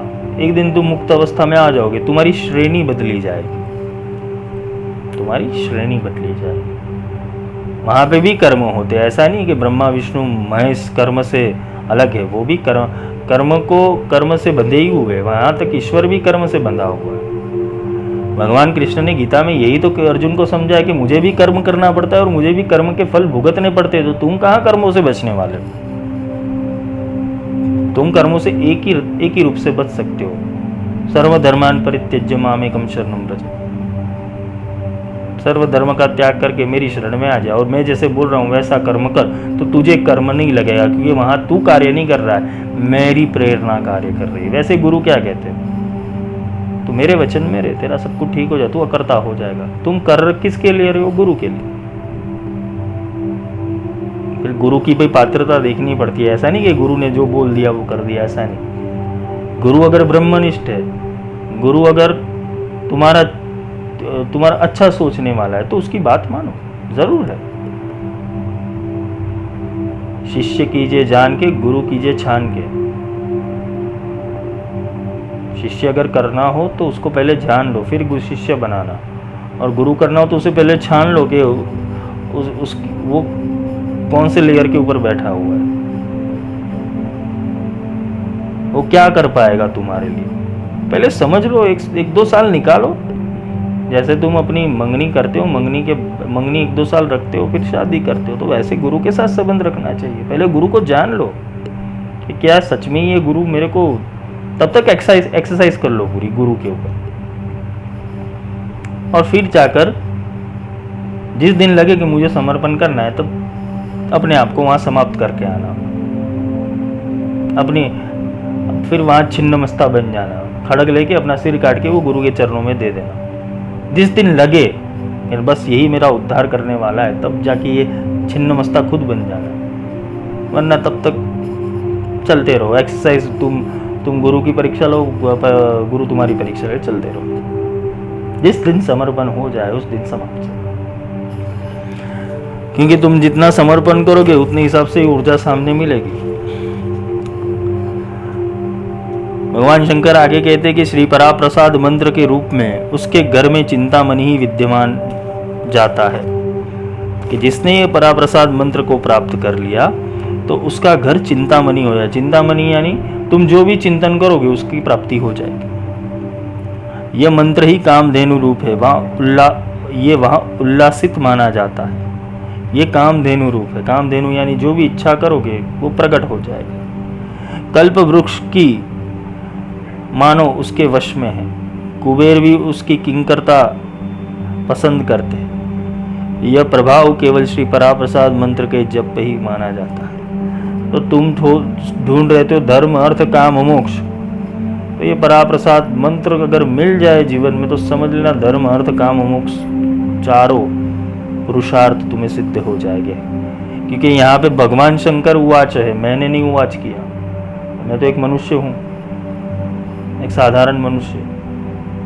ये भगवान शंकर ने बोला हुआ है कि जिसको ये पराप्रसाद मंत्र मिल गया उसके घर में चिंतामणि, कामधेनु, कल्प वृक्ष यानी कल्प वृक्ष क्या होगा, जितनी कल्पना करोगे वो सारी साकार करेगा। अगर गलत की तो गलत साकार हो जाएगा। इसलिए यम यम चिंतयते कामं तम तम प्राप्तुमिष्टम्, यहाँ पॉजिटिव थिंकिंग जरूरी है।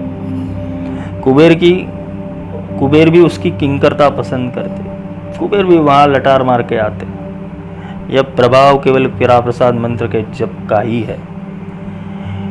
यह प्रसिद्ध है कि दिव्यमणि पारस के प्रभाव से लोह धातु स्वर्ण रूप परिवर्तित हो जाता है। उसी तरह पराप्रसाद मंत्र के जप मात्र से पशु अर्थात 8 प्रकार के भौतिक पासों से आबद्ध व्यक्ति पशुपति अथवा अर्थात शंकर रूपी हो जाता है। जैसे पारसमणि है, वो अगर सुवर्ण को स्पर्श कर दे,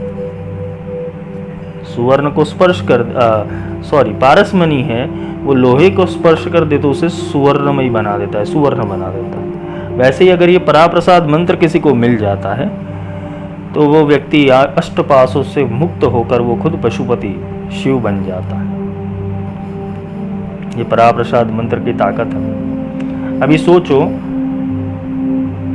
कि ये पारसमणि और लोह धातु, ये दोनों के बीच में एक बाल जितना भी अंतर रहेगा ना, तब तक वो पारसमणि से वो धातु सुवर्ण नहीं होगी। ये बात समझ लेना। वैसे ही जो इसके भीतर डूब गया, एक हो गया, स्पर्श हो गया, पराप्रसाद मंत्र का स्पर्श होना यानी स्पर्श यानी अंतःकरण से स्पर्श। स्पर्श के 2 रूप है, शरीर से स्पर्श नहीं, क्योंकि ये तो विदेही शब्द है। ये तो शब्द विदेही जिव्या पर आवे नहीं निरख परख कर ले, जो अंतःकरण में उतार लेता है ये शब्द को, तो उसके लिए ये माना गया है। श्री पराप्रसाद मंत्र का जानकार साधक भले ही वह स्वचप ही क्यों ना हो, वह देव स्थापन का भी अधिकारी हो जाता है। ये पराप्रसाद मंत्र किसी को भी मिल गया, समझ लो, किसी को भी, किसी भी नीच जाति के वाले को भी मिल गया, किंतु उसने पराप्रसाद मंत्र को अगर ग्रहण किया तो वो देवताओं की स्थापना भी कर सकता है, क्योंकि उसके अंदर वो तेज है, वो बल है, वो खुद ब्राह्मण हो जाएगा उस समय पर, क्योंकि ब्रह्म का स्पर्श हो गया उसको। वह प्रतिमाओं में प्राण प्रतिष्ठा भी कर सकता है। तो हे प्रिय प्रावर्ती, यह मेरा वचन है, भगवान का वचन है। अगर ये जातिवाद सच्चा होता तो भगवान को ऐसी बोलने की जरूरत ही नहीं थी। यहाँ पे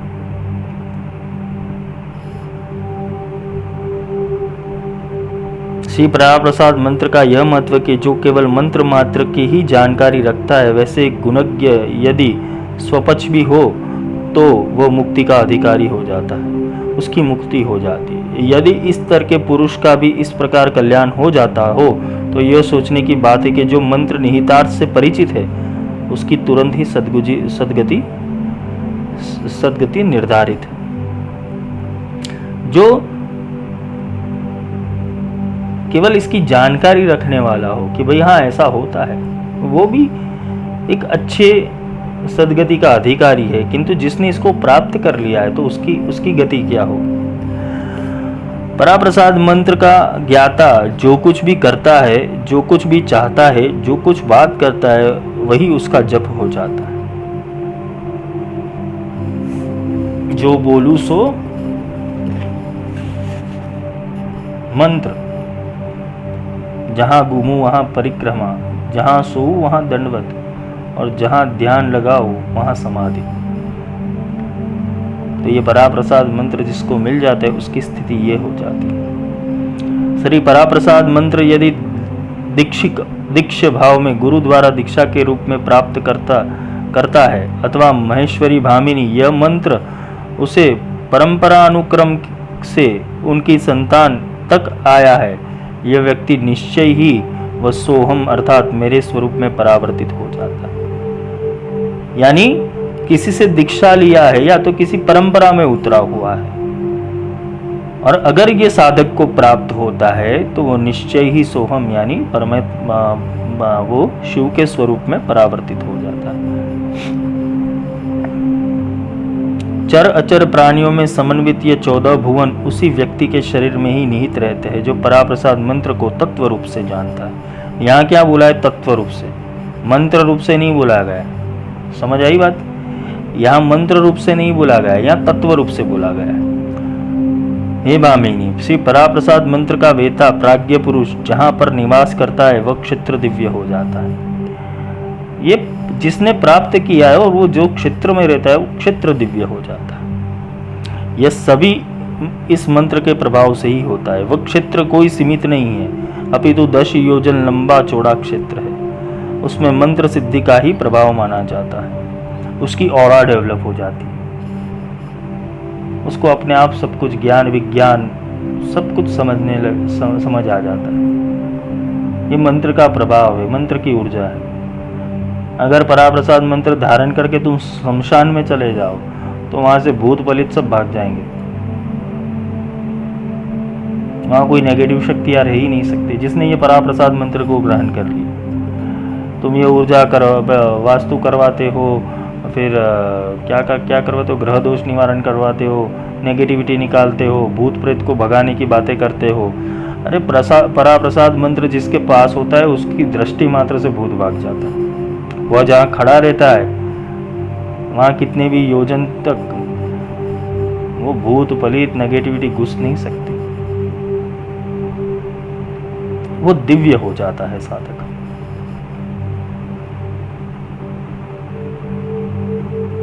कुलाधीश्वरी पराप्रसाद मंत्र को तात्विक रूप से उसके रहस्य की गहराई में प्रवेश को जो जान लेता है, दीति और अदिति दोनों के पुत्र दैत्य और देव भी हृदय से उसकी सश्रद्धा वंदना करते। मनुष्य की तो बात ही क्या करें। तो जिसने ये पराप्रसाद मंत्र ग्रहण कर लिया तो उसका दैत्य भी उसे सलाम मारते और देवता भी उसे प्रणाम करते।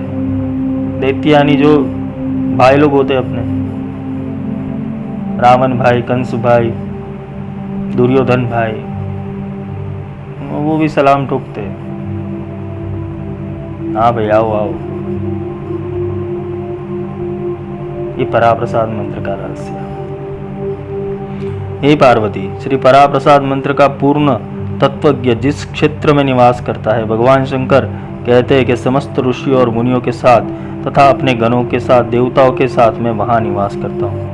तो भगवान शंकर कहाँ निवास करते हैं? कि जहाँ पराप्रसाद मंत्र का पूर्ण तत्वज्ञ, जिसने पूर्ण रूप से पराप्रसाद मंत्र को जान लिया और उसका तत्वज्ञ, उसका तत्वबोध प्राप्त किया हुआ है, मैं वही निवास करता हूँ। तो कहाँ कौन कौन निवास करता है? समस्त ऋषि मुनि तथा अपने देवगणों और देवताओं के साथ मैं वहां निवास करता हूँ। तो क्या बाकी रहा फिर?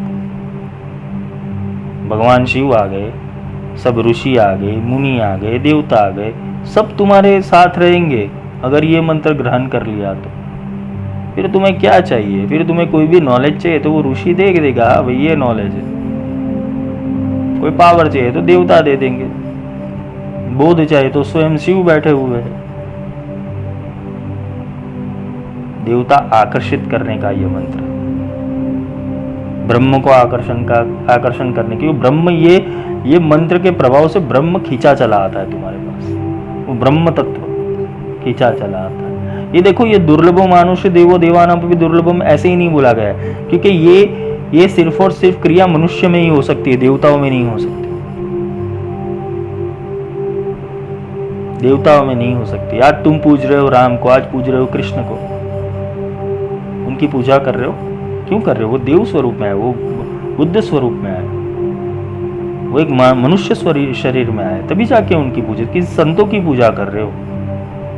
महान संतों की पूजा कर रहे हो, क्यों कर रहे हो? उन्होंने वो ब्रह्म तत्व की प्राप्ति की और अपने को देव तुल्य, देव से ऊपर बनाया, वो ब्रह्म बनाया। तो ये तभी जाके संभव है जब ये पराप्रसाद मंत्र तुम्हें मिल जाए। यही अवधूत जो रंग अवधूत संत हो गए गुजरात के अंदर, उन्होंने पूरा ये योगेश्वर, जय योगेश्वर दत्त जो बावनी है, दत्त बावनी है, और पूरी गुरु लीलामृत है, वो वैसे ही नहीं लिखी है। वो जहाँ बैठते थे वहाँ शंकर आदि देवगण, मुनि, ऋषि सब उनके आसपास रहते थे, क्योंकि वो भी नाद ब्रह्म के उपासक थे। शरणागत नो तारणा अंतर्यामी सतचित सुख, शरणागत का वो तारणहार है, अंतर्यामी सतचित सुख। जो अंतर्यामी जिसने अपनी बाह्य क्रियाओं को ध्यान नहीं दिया, सिर्फ अंतर में चल रही आवाज को सुना, वो सत, अंतर में चल रहा हुआ जो सत्य है उसमें चित्त लगाया, वही असली सुख है, सत्य चित्त सुख, वही सच्चिदानंद परमात्मा। कभी समय मिला तो ये दत्त बावनी है क्या, वो भी समझाऊंगा, वो बहुत गहरा विषय है, मजे। और अगर ये नाद ब्रह्म के बारे में थोड़ा बहुत भी जान लिए इन लेक्चरों से, तो उसको सुनने में सहजता हो जाएगी, और फिर तुम्हें भी समझ में आ जाएगा कि भाई सच में है क्या ये। 52 गुरुवारे नित्य नेम करे पाठ 52 सोपरे। लोग 52 गुरुवार भी करते और 52 पाठ भी करते, जिससे वो बावनी को कोई लेना देना नहीं। जैसे हनुमान चालीसा नहीं, जो 7 बार पाठ करे कोई छूटा ही बंदी महासु कोई, वैसे उसका भी कोई मूल्य नहीं है, और ये 52 का भी कोई मूल्य नहीं है जब तक समझ नहीं।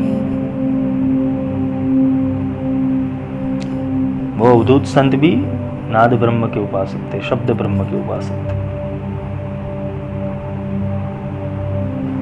तो भगवान शंकर यही कहते कि मैं भी देवताओं के साथ वहां निवास करता हूं। भगवान शंकर आगे क्या कहते कि शैव, वैष्णव, शाक्त और गणपति मत और चांद्र मतों में व्यवत और प्रतिपादित सभी मंत्रों का वह वेता हो जाता है जो पराप्रसाद मंत्र का जानकार होता है। श्री पराप्रसाद मंत्र का ही यह महत्व है। अगर जो पराप्रसाद मंत्र को जान लेता है, तो वो शैव संप्रदाय हो या वैष्णव संप्रदाय हो, शाक्त संप्रदाय हो, गणपति संप्रदाय हो, या चांद्रमतों के संप्रदाय या सौर्य तंत्र हो, वो सारे मंत्रों का जानकार अपने आप बन जाता है। तो सोचो ये कौन सा बड़ा मंत्र होगा। ये न मंत्र प्रभावेनम चंडी जापो शुभो भवित। इस सब मंत्रों का किलक है और सब मंत्रों का बाप है। इसके बिना कोई मंत्र उल्लासित ही नहीं होता, वो स्टार्टर लगता ही नहीं है इंजन का। जिस व्यक्ति की जिह्वा से श्री पराप्रसाद मंत्र का उच्चारण रहता है, जिह्वा में विराजमान सरत्व से इससे प्रसन्न रहती है, उस व्यक्ति के दर्शन मात्र से नीच व्यक्ति, यहाँ तक कि कुत्ते के मांस को पकाकर खाकर जो जीविका चलाता है, वह भी वो विमुक्त हो जाता है। भगवान ने ये क्या बात कर ली। जिस व्यक्ति की जिह्वा पे श्री पराप्रसाद मंत्र का उच्चारण होता रहता है, पर यहाँ तो कुछ बोलना ही नहीं है, ना मुख से जपू, ना कर में जपू, ना उर में जपू, मैं नाम हमारा जप करे हम पावे विश्राम। जिह्वा से उच्चारण यानी उसके गुणगान, उस शब्द ब्रह्म के गुणगान होना, वो भगवान के गुणगान होना। तो सरस्वती भी उससे प्रसन्न रहती है। सरस्वती अपने आप वहां खींची आती है। उस व्यक्ति के दर्शन मात्र से नीच में नीच, चाहे वो कुत्ता पकड़ के से सबको क्यों खिला रहा हो, उसकी जीविका चला रहा हो, वो भी विमुक्त हो जाता है। जाति की दृष्टि से यह भले ही ब्राह्मण हो या अंत्यज हो, शुचि हो या अशुचि हो, भगवान कहते कि हे प्रिय पार्वती, जो पुरुष श्री पराप्रसाद मंत्र का जप निरंतर करता है वह निश्चित ही जीवन मुक्त हो जाता है, इसमें कोई संदेह नहीं। यात्रा क्रम में रास्ते में हो, कहीं बैठकर समय याचन करते हुए विश्राम कर रहे हो, जाग रहे हो या स्वप्ने हो या तंद्रा में हो, इस पराप्रसाद मंत्र का क्रम कभी भी निष्फल नहीं जाता। इसका अर्थ क्या समझोगे तुम? राम तुम्हारा जप करे तुम पाओ विश्राम, ये सीधा अर्थ है इसका। तुम टॉयलेट में बैठे हो, तुम नहाने गए हो, तुम आकाश में हो या नदी के किनारे हो, तुम जहाँ पे भी हो, ये चलता रहेगा। ये अपना क्रम नहीं भूलेगा, ये तुम्हें नहीं भूलने वाला। इसने तुम्हें पकड़ लिया ना, ये तुम्हें नहीं भूलेगा। तुम उसे भूल सकते हो, तुम्हारा ध्यान इधर हो सकता है, उसका ध्यान नहीं हो सकता है। तुमने जैसे ही ध्यान लगाया, हाँ ये चल रहा है, हाँ ये सुन रहा है, हाँ सुनाई दे रहा है। इसका जप तुम्हें नहीं करना है, वो तुम्हारा जप करेगा। यही अजपा है। अजपा सिमरन घट वैसे दिनहा सिरजनहार, ताही से मन लगा रहे कहे कबीर विचार। तो ये दे कौन सकता है अजपा सिमरन? अजपा सिमरन कौन प्रकट कर सकता है? अजपा सिमरन घट विषय यानी तुम्हारे भीतर। दिनहा सर्जनहार, जिसने सर्जन किया है। किसका सर्जन किया है? ये पूरे लोक, ये पूरे ब्रह्मांड का, पूरी सृष्टि का। दिनहा सर्जनहार, ताही से मन लगा रहे कही कबीर विचार। स्पष्ट बोल दिया है कबीर ने। कबीर ने विचार करके बोल दिया है, कहे कबीर विचार। तो तुम्हें देने भी कौन आएगा ये मंत्र? गुरु ब्रह्मा गुरु विष्णु गुरुदेव महेश्वर, गुरु साक्षात परब्रह्म। वो साक्षात परब्रह्म किसी शरीर का माध्यम लेके वो तुम्हारे पास आएगा, तुम्हें पहचान कर। गुरु अपनी पहचान नहीं देगी, तुम्हें पहचानना है। तो ये भगवान शंकर कहते हैं। भगवान शंकर कह रहे हैं कि कुलाधीश्वरी, संस्कृत वाङ्मय में हजारों ऐसे मंत्र हैं जो प्रयोगानुसार विधिवत जप करने पर भी बड़े विलंब से फल प्रदान करने वाले हैं। वही श्री पराप्रसाद मंत्रराज है। यह अत्यंत शीघ्र फल प्रदान करने वाले में समर्थ है। ये बात कहाँ पे आ गई? तुम बोल रहे हो ना कि तोते की तरह रट रहे हो, हजारों पाठ कर रहे हो, करोड़ों जप कर रहे हो और फल नहीं देते, बहुत विलंब में मिलता है। बगलामुखी के 36 लाख मंत्र कर लिए, फिर भी बगलामुखी ने फल नहीं दिया। तो क्यों नहीं दिया? ये मंत्र नहीं है तुम्हारे पास जिससे तुम्हारी चंडी जागृत हो जाए। जागृति ही महादेवी जप सिद्धिम कुरुसो में। तो कौन सी देवी को प्रकट करना है यहाँ पे?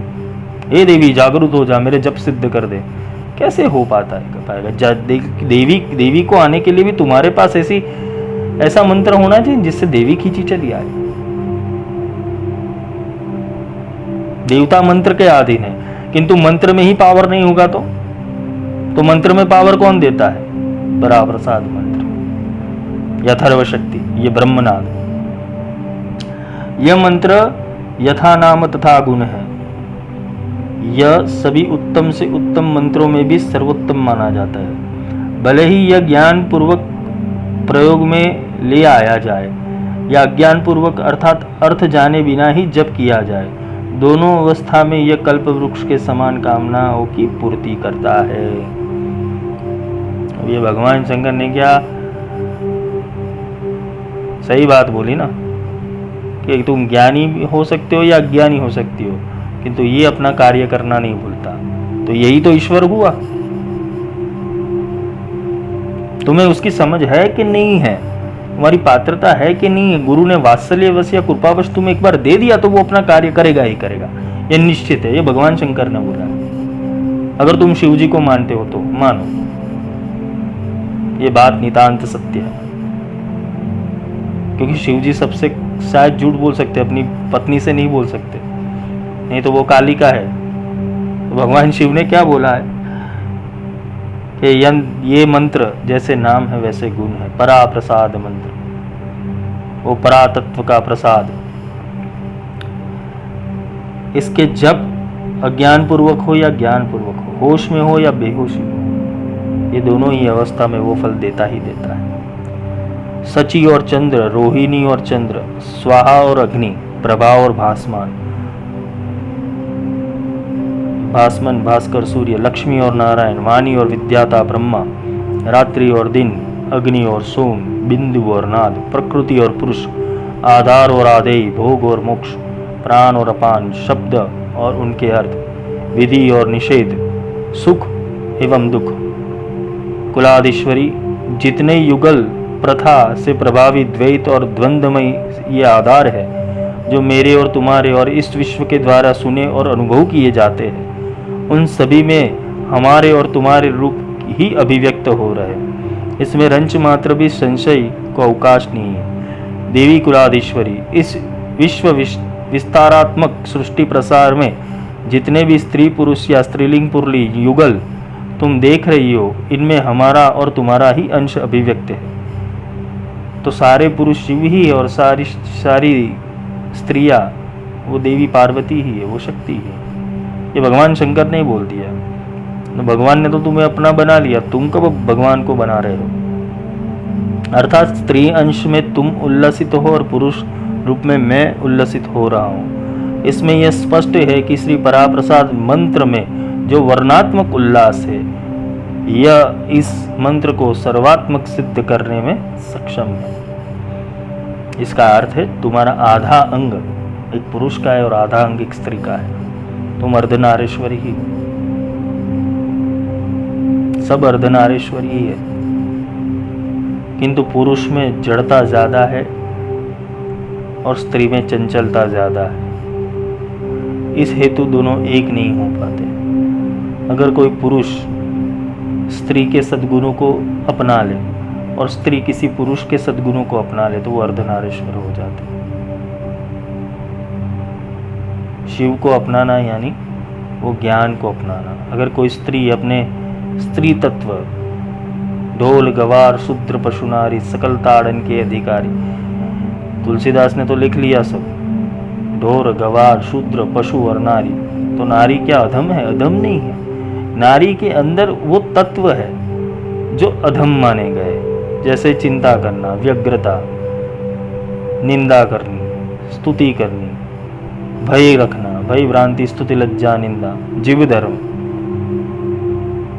मोह रखना, आसक्ति रखनी, काम रखना। और पुरुष के अंदर क्या है? अहंकार है, जड़ता है, पुरुषत्व है, ज्ञान का घमंड, अपने मैं होने का घमंड, ये सब है। पुरुष में वात्सल्य नहीं है, मातृत्व नहीं है, ये पुरुष के दुर्गुण है। अगर दोनों समान हो जाए तो स्त्री अपने दुर्गुण निकाल दे और पुरुष के गुण धारण कर ले, और पुरुष अपने दुर्गुण निकाल के स्त्री के सद्गुण धारण कर ले, करुणा, ममता,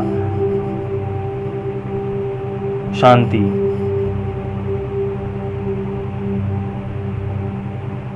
दया, अगर ये सद्गुण धारण कर ले तो तुम अर्धनारीश्वर हो। ये सर्कल बन जाता है। तो कुछ ना कुछ तुम्हारे में ही गड़बड़ है। शिव भी तुम्हारे भीतर बैठा और शक्ति भी तुम्हारे भीतर बैठी। ये सोहम, हंसः सोहम, हंसः सोहम, ये तुम्हारे भीतर ही प्रकट हो जाएगी। पर ये जो पराप्रसाद मंत्र है, ये दोनों से अलग है। ये दोनों की उत्पत्ति का कारक है। हे कुलेश्वरी, ब्रह्म की परिभाषा की तुम स्वयं प्रमाण हो। तुम जानती हो कि शास्त्र उसे अरूप, निराकार, भावनागम्य, अनुभूति का विषय, परात्पर, निष्कल, निर्मल, नित्य, निर्गुण, आकाशवत शून्य, अनंत, अव्यय और मन तथा वाणी से अगोचर परम तत्व कहते हैं। ऐसी अवस्थाओं में भी देवी मेरी यह घोषणा है कि वह भी इस पराप्रसाद मंत्र के प्रभाव से सम्यक रूप से प्रकाशमान हो जाता है। तो ये वाणी है जो ब्रह्म निराकार है, निर्गुण है, अनुभूति का विषय है, जो अनुभूति का विषय है, जिसको तुम बता नहीं सकते। फिर भी ये पराप्रसाद मंत्र के अनुग्रह से या कृपा से तुम उसकी व्याख्या कर पाने में सक्षम हो जाते हो। तुम उसको जानने में सक्षम हो जाते हो। ये पराप्रसाद मंत्र के प्रभाव से उसका सम्यक ज्ञान है, जो उसका सम्यक बोध है, ब्रह्म क्या है, परब्रह्म क्या है, जो उसका बोध है, वो तुम जानने में सक्षम हो जाते हो। इसलिए देवी पार्वती ये पराप्रसाद मंत्र की जो संज्ञा, विभूषित मंत्र, जो स्वयं ब्रह्म का भी प्रकाशक है, परम तत्व स्वरूप है, यह स्वयं सिद्ध हो जाता है। हमें इस सच्चित और आनंद की लाक्षणिकता से भी अधिक महत्व देते हैं। भगवान शिव आगे कहते हैं कि हम दोनों के अंश होने के कारण इसे शिव शक्तिमय मंत्र भी कहते हैं। इसमें भुक्ति और मुक्ति प्रदान करने को अद्भुत क्षमता है। इस दोनों कारणों से इसका महत्व बढ़ जाता है। वह कर्ममय है, इसकी सक्रियता का बीज विद्यमान है। इसलिए हमें इसे सकर्मा भी कहते हैं। साथ ही इसे निष्कर्म के रूप में भी जाना जाता है, यह निर्गुण भी माना जाता है। यह कर्ममयी है और सक्रियता का बीज है। ये तुम्हारी साइकिल बहुत स्पीड से भगाता है कि अगर ये तुम्हारे साथ, अगर ये मंत्र अगर तुम प्राप्त कर लेते हो या तो ये मंत्र के अधिकारी बन जाते हो, तो तुम्हारी जो प्रकृति की और पुरुष की जो साइकिल है वो तेजी से बढ़ने लगती है। तुम बहुत कुछ सूक्ष्म समय के भीतर, बहुत कम उम्र में, कम समय के अंदर तुम बहुत कुछ प्राप्त कर पाओगे। तुम बहुत कुछ जान लोगे, बहुत कुछ तुम्हारी जो विचारों की शक्ति है वो प्रबुद्ध हो जाएगी। वो ब्रह्म तुम्हारे भीतर बोलने लगे, वो ब्रह्म तुम्हारे भीतर सुनने लगेगा, वो ब्रह्म तुम्हारे भीतर समझने लगेगा। क्योंकि ब्रह्म को समझने हेतु ब्रह्म भी एक तत्व धारण करके तुम्हारे अंदर आता है। वो देवता तत्व होते हैं। जैसे गुरु शक्तिपात देते तो तुम्हारे भीतर देवता है कुंडलिनी के अंदर, उसको जागृत करते हैं। और जागृत करने के बाद ये अगर ब्रह्म से स्पर्श करता है तो वो ब्रह्मवाणी को देवता समझते हैं। वो ब्रह्मवाणी को समझते समझते, क्योंकि देवता समझ रहे इसलिए तुम्हें समझा सकते हैं। देवता वो समझ रहे, तुम समझ रहे हो ये वाणी आती कहाँ से, या तो ये वाणी मैं लिख कैसे रहा हूँ, ये वाणी बोल कैसे रहा हूँ। तुम नहीं बोल रहे, वो देवता माध्यम है बीच में, क्योंकि वो वाणी को वहां कैप्चर करते। वो सेंसर है, वो ब्रह्म का सेंसर है। देवता है वो ब्रह्म का सेंसर, और ब्रह्म तो निराकार है, पूरा ब्रह्मांड में व्याप्त है। वो कैप्चर कर लेता है, और तुम्हें जिस बोध की जरूरत होती है वो बोध वो देवता प्रकट कर देता है तुम्हारे भीतर। तो तुम्हारी कुंडलिनी के अंदर तो कितने सारे देवता है, सारे देवता जागरूक हो गए, यानी कि तुम्हें ज्ञान लेने की जरूरत ही नहीं है। तुम ज्ञान के पीछे भागो ही मत, तुम बोध के पीछे, ज्ञान के पीछे भागो ही मत। अगर ये पराप्रसाद मंत्र मिल जाता है और तुमने उसे धारण कर दिया तो तुम्हारे अंदर अपने आप वो भीतर से प्रकट होगा। ये अनुभूति का विषय है, और ये अनुभूति सत्य है, नितांत सत्य है।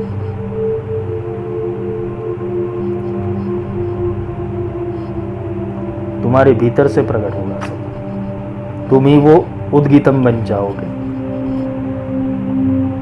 वो देवता तुम्हारे माध्यम से कर्म करेंगे, वो देवता तुम्हारे माध्यम से आशीर्वाद देंगे, वो देवता तुम्हारे माध्यम से अपने कर्म काटेंगे। वो समझ लो, जो गुरु जब शक्तिपात करता है तो एक देवता की शक्ति तुम्हारे अंदर ज्वाइंट कर देता है, वो तत्व रूप। वो तुम्हें ऊर्ध्वगमन ले, तुम्हारी ताकत नहीं है, जीवात्मा की ताकत नहीं है कि वो शिव से मिल पाए, किंतु शिव की तो वह ताकत है ना, शिव के गणों की तो वो ताकत है ना, वो तुम्हारे भीतर प्रकट होता है। तो वो तुम्हारी आत्मा को वो ऊपर खींच के ले आता है। अधरे डोरी उतरे अधरे दर्शन हो, वो आधे तक आता है, आधे तक तुम्हें चलना है। तुम्हें एक हाथ दो वो 100 कदम चलेगा, क्योंकि ऊपर से नीचे आने के लिए तो बहुत कुछ लंबा रास्ता है। तुम्हें एक स्टेप चढ़ाना, एक स्टेप बढ़ना है। कौन सा? अपने अहंकार को तोड़ना है, अपने मन को तोड़ना है, अपने आप को समर्पण करना है। बस बात खत्म। फिर वो दौड़ेगा तुम्हारे लिए। श्रीदामा द्वार तक आए थे ना, सुदामा द्वार तक आए थे, फिर कृष्ण ने दौड़ लगाई। इतना अंतर श्रीदामा ने काटा। कृष्ण राजा था, राजाधिराज था, द्वारका का राजा था, वो दौड़ के आया, अरे मेरा भक्त आया है, मेरा मित्र आया है। तुम भगवान को नहीं मिलोगे, भगवान तुम्हें मिलने आएंगे। ये मंत्र का रहस्य ऐसा कुछ है, पराप्रसाद मंत्र का। तो आगे है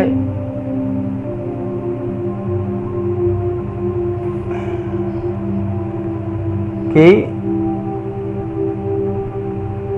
ये मंत्रों का भी शिरोमणि है। इससे जप व्यक्त करने से व्यक्ति भुक्ति और मुक्ति दोनों की प्राप्ति में समर्थ हो जाते हैं। इस तथ्य में संदेह नहीं है। भगवान शंकर कह रहे कि हे प्रिय पार्वती, इस श्री पराप्रसाद मंत्र के महात्म्य के विषय में जितना अधिक कहा जाए उतना वही कम है। अब मैं निचोड़ अर्थ कहने जा रहा हूँ, निश्चय कर स्पष्ट करना चाहता हूँ, वह यह कि इस मंत्र के समान विश्व में कोई मंत्र नहीं है। लो भगवान शंकर ने यहाँ पे स्पष्ट कर दिया कि हे देवी,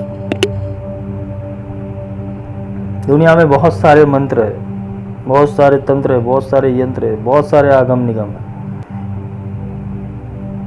ये सारे मंत्रों में अगर देखने जाए, इसके अलावा कोई दूसरा मंत्र नहीं है।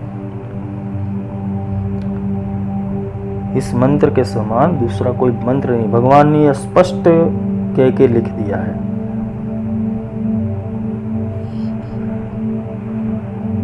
श्री पराप्रसाद मंत्र का ज्ञान ही सबसे बड़ा ज्ञान है। इसकी जानकारी और इससे जप से बढ़कर कोई तपस्या नहीं मानी जाती। इदमेवं परम ज्ञानम इदमेवं परम तप इदमेवं परम ध्यानम इदमेवं परार्चनम। सबसे उत्तम ध्यान पराप्रसाद मंत्र का ही होता है। इस मंत्र के प्रयोग से बढ़कर कोई पूजा नहीं। इदमेवं परा दीक्षा इदमेवं परम जपो इदमेवं परम तत्वम इदमेवं परम व्रत। इससे बढ़कर कोई दीक्षा नहीं होती। इससे बढ़कर न कोई महत्वपूर्ण जप है संसार में। इससे बड़ा कोई रहस्य नहीं है। इससे बड़ा कोई तत्व नहीं है और इससे बड़ा कोई व्रत नहीं है। इदमेवं परम यज्ञ इदमेवं परात्परम इदमेवं परम श्रेयम इदमेवं परम फलम। सर्वोत्तम यज्ञ, परात्पर मंत्र, सर्वश्रेष्ठ श्रेय, सबसे महत्वपूर्ण फल श्री पराप्रसाद मंत्र ही माना जाता है। यदि हम यह कह दें कि यह मंत्र परब्रह्म है तो इसमें कोई अतिशयोक्ति नहीं है। भगवान ने क्या बोल दिया? यही परब्रह्म है। गीता में ओंकार को बोला है अक्षर ब्रह्म, जो अक्षर ब्रह्म है, और ये परब्रह्म है। ये सबसे उत्तम गति जिसे हम सभी सद्गति कहते हैं वह इस मंत्र पर निर्भर है। इससे बढ़कर कोई गुह्य रहस्य मंत्र नहीं माना गया। यह कथन सर्वथा सत्य है। इसकी सत्यता में कोई संदेह नहीं किया जा सकता। मेरी उक्त बातें नितांत सत्य है और श्रेयकर है। यह जानकर इस सर्वातिशायी मंत्र प्रवर में ही अपना एक निष्ठता होनी चाहिए। भगवान कहते कि हे प्रिय, इसे उत्तम मंत्र को सदा निष्ठा पूर्वक अपनाना चाहिए। अगर गुरु बोल दे कि भाई तू सारी चीजें छोड़ दे, कोई मंत्र तंत्र यंत्र नहीं, छोड़ दे, जा पूरा पूजा पाठ छोड़ दे, बस तो अपनी पात्रता बनाने में लग जा, अपने सद्गुणों के विकास में लग जा, अपने समर्पण में लग जा, भक्ति में लग जा, बाकी का मैं संभाल लूंगा, तो समझ लेना कुछ रहस्य होगा। क्योंकि अगर ये मंत्र दे दिया तो समझ लो उसके सामने सारे बंदूक फेल हो जाएंगी। कोई तांत्रिक मांत्रिक यांत्रिक झांत्रिक कोई कुछ नहीं कर पाएगा तुम्हारे आगे। बुला लो, जा, जितनी भी शक्ति है बुला ले, जा। ये मंडल की शक्तियां होगी। जब तुम परब्रह्म का बीज लेके बैठे हो तो तुम्हारे सामने कौन सी शक्ति टिक पाएगी? ये बात समझने की कोशिश करो। ये न मंत्र प्रभावेनम चंडी जाप शुभ हो, तो ऐसे ही चंडी जाप शुभ फल नहीं देता। ये मंत्र प्रभाव, ये मंत्र के प्रभाव से चंडी जाप शुभ फल देता है।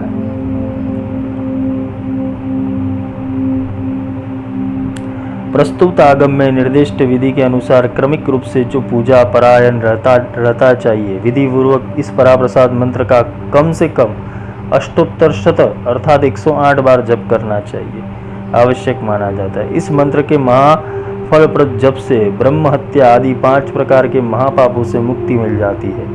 ये 5 महापाप निम्नलिखित है: ब्रह्म हत्या, सुरापान, स्तेयम,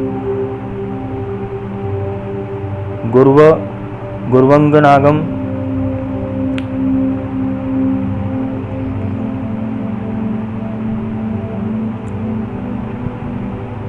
तो यहाँ भगवान कहते हैं कि अगर इस मंत्र का महाफलप्रद है जिसके जप से ब्रह्म हत्या का आदि 5 प्रकार के महापापों से मुक्ति मिल जाए। यहाँ 108 मंत्र करने हैं, किंतु जो ये मंत्र है वो 108 में हो ही नहीं सकता।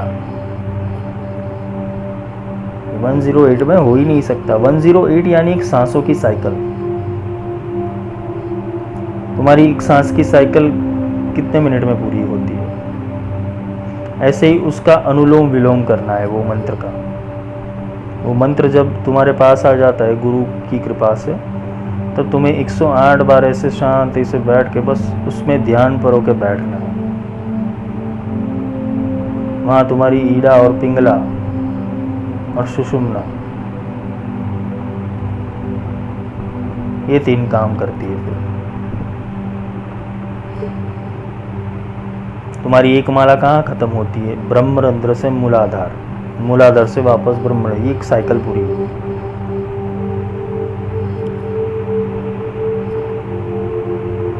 ये एक पूरी साइकिल हुई, ये एक माला हो गई, या ये एक मंत्र हो गया। जैसी जिसकी सिद्धि, कोई इसे एक माला भी कर सकता है इतने समय में, और कोई इसे एक मंत्र भी कर सकता है इस समय।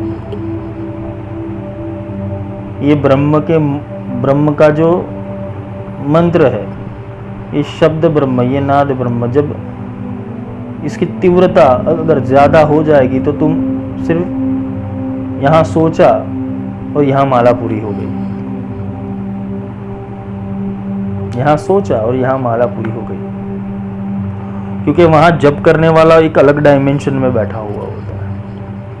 ये बहुत गूढ़ रहस्य है, वो यही लोग समझ पाएंगे जो ये अवस्था को प्राप्त किए हुए हैं। वरना तो मेरी बातें ऐसी लगे कि ये वही फेंक रहा है, पर ये बातें ऐसी सच है कि तुम यहाँ पे एक बार बोल रहे हो, वहाँ 108 बार हो रहा है। ये हो सकता है, 1.25 लाख जब एक दिन में हो सकते हैं। प्रक्रिया आनी चाहिए, प्रक्रिया आनी चाहिए। ये इसमें कोई मेथोडोलॉजी नहीं है, ये साइंस ही है, विज्ञान ही है। ये तुम्हारे शरीरों का विज्ञान है। तुम्हारा कौन सा शरीर जप कर रहा है उसके ऊपर निर्भर है। कारण शरीर, महाकारण शरीर, विराट शरीर, सूक्ष्म शरीर, कौन सा शरीर जप कर रहा है तुम्हारा, या स्थूल शरीर? तो जो शरीर जप कर रहा होगा, स्थूल शरीर से ज्यादा सूक्ष्म शरीर की फ्रीक्वेंसी है, उससे ज्यादा कारण, उसके ज्यादा महाकारण, उससे ज्यादा विराट।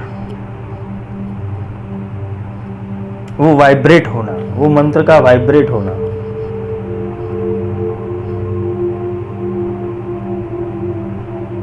उससे ऊर्जा का प्रागट्य होता है। तो तुम कौन से शरीर में से बोल रहे हो? तुम्हारा ब्रेन, जो बुद्धि है, जो ब्रेन है तुम्हारा, वो स्टिम्युलेट कितने एंगलों से हो सकता है? वो तुम्हारा सहस्त्रदल कितनी जटाओं को खोल सकते हो तुम अपने भीतर से, उसके ऊपर निर्भर है। कितने नाद तुम्हारे साथ एक साथ बज रहे हैं। ये जो आरती के समय के ऊपर डमरू या तो शंखनाद, घंटनाद, ये सारी प्रक्रिया होती है। घंटनाद होता है, शंखनाद होता है, फिर क्या होता है, मंजीरे बजते हैं, ढोल बजता है, मृदंग बजता है, हारमोनियम बजता है। जो संगीत से मिक्स हो रहा है तो वो आनंद देती है। ऐसे ही परमात्मा को आनंद देने हेतु ये मंत्र को वाइब्रेट किस तरह से करना है, वो अगर आ गया, वो फ्रीक्वेंसी को, अगर तुम्हारी फ्रीक्वेंसी मैच हो गई, तो तुम्हारा एक बार किया हुआ मंत्र वो 108 बार किए हुए कि मंत्र की फल की प्राप्ति देता है।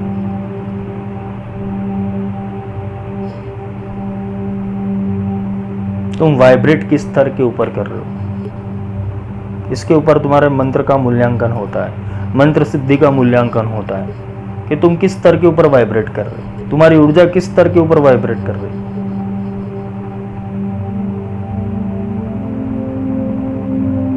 जो अपने साथ पूरे देवगणों को लेके बैठा हुआ है, जिसने पराप्रसाद मंत्र को ग्रहण किया है, तो वो मंत्र करेगा तो उसके वाइब्रेशन देवताओं के वाइब्रेशंस मिलेंगे, शिव को मिलेंगे, ब्रह्म को मिलेंगे, पर ब्रह्म को।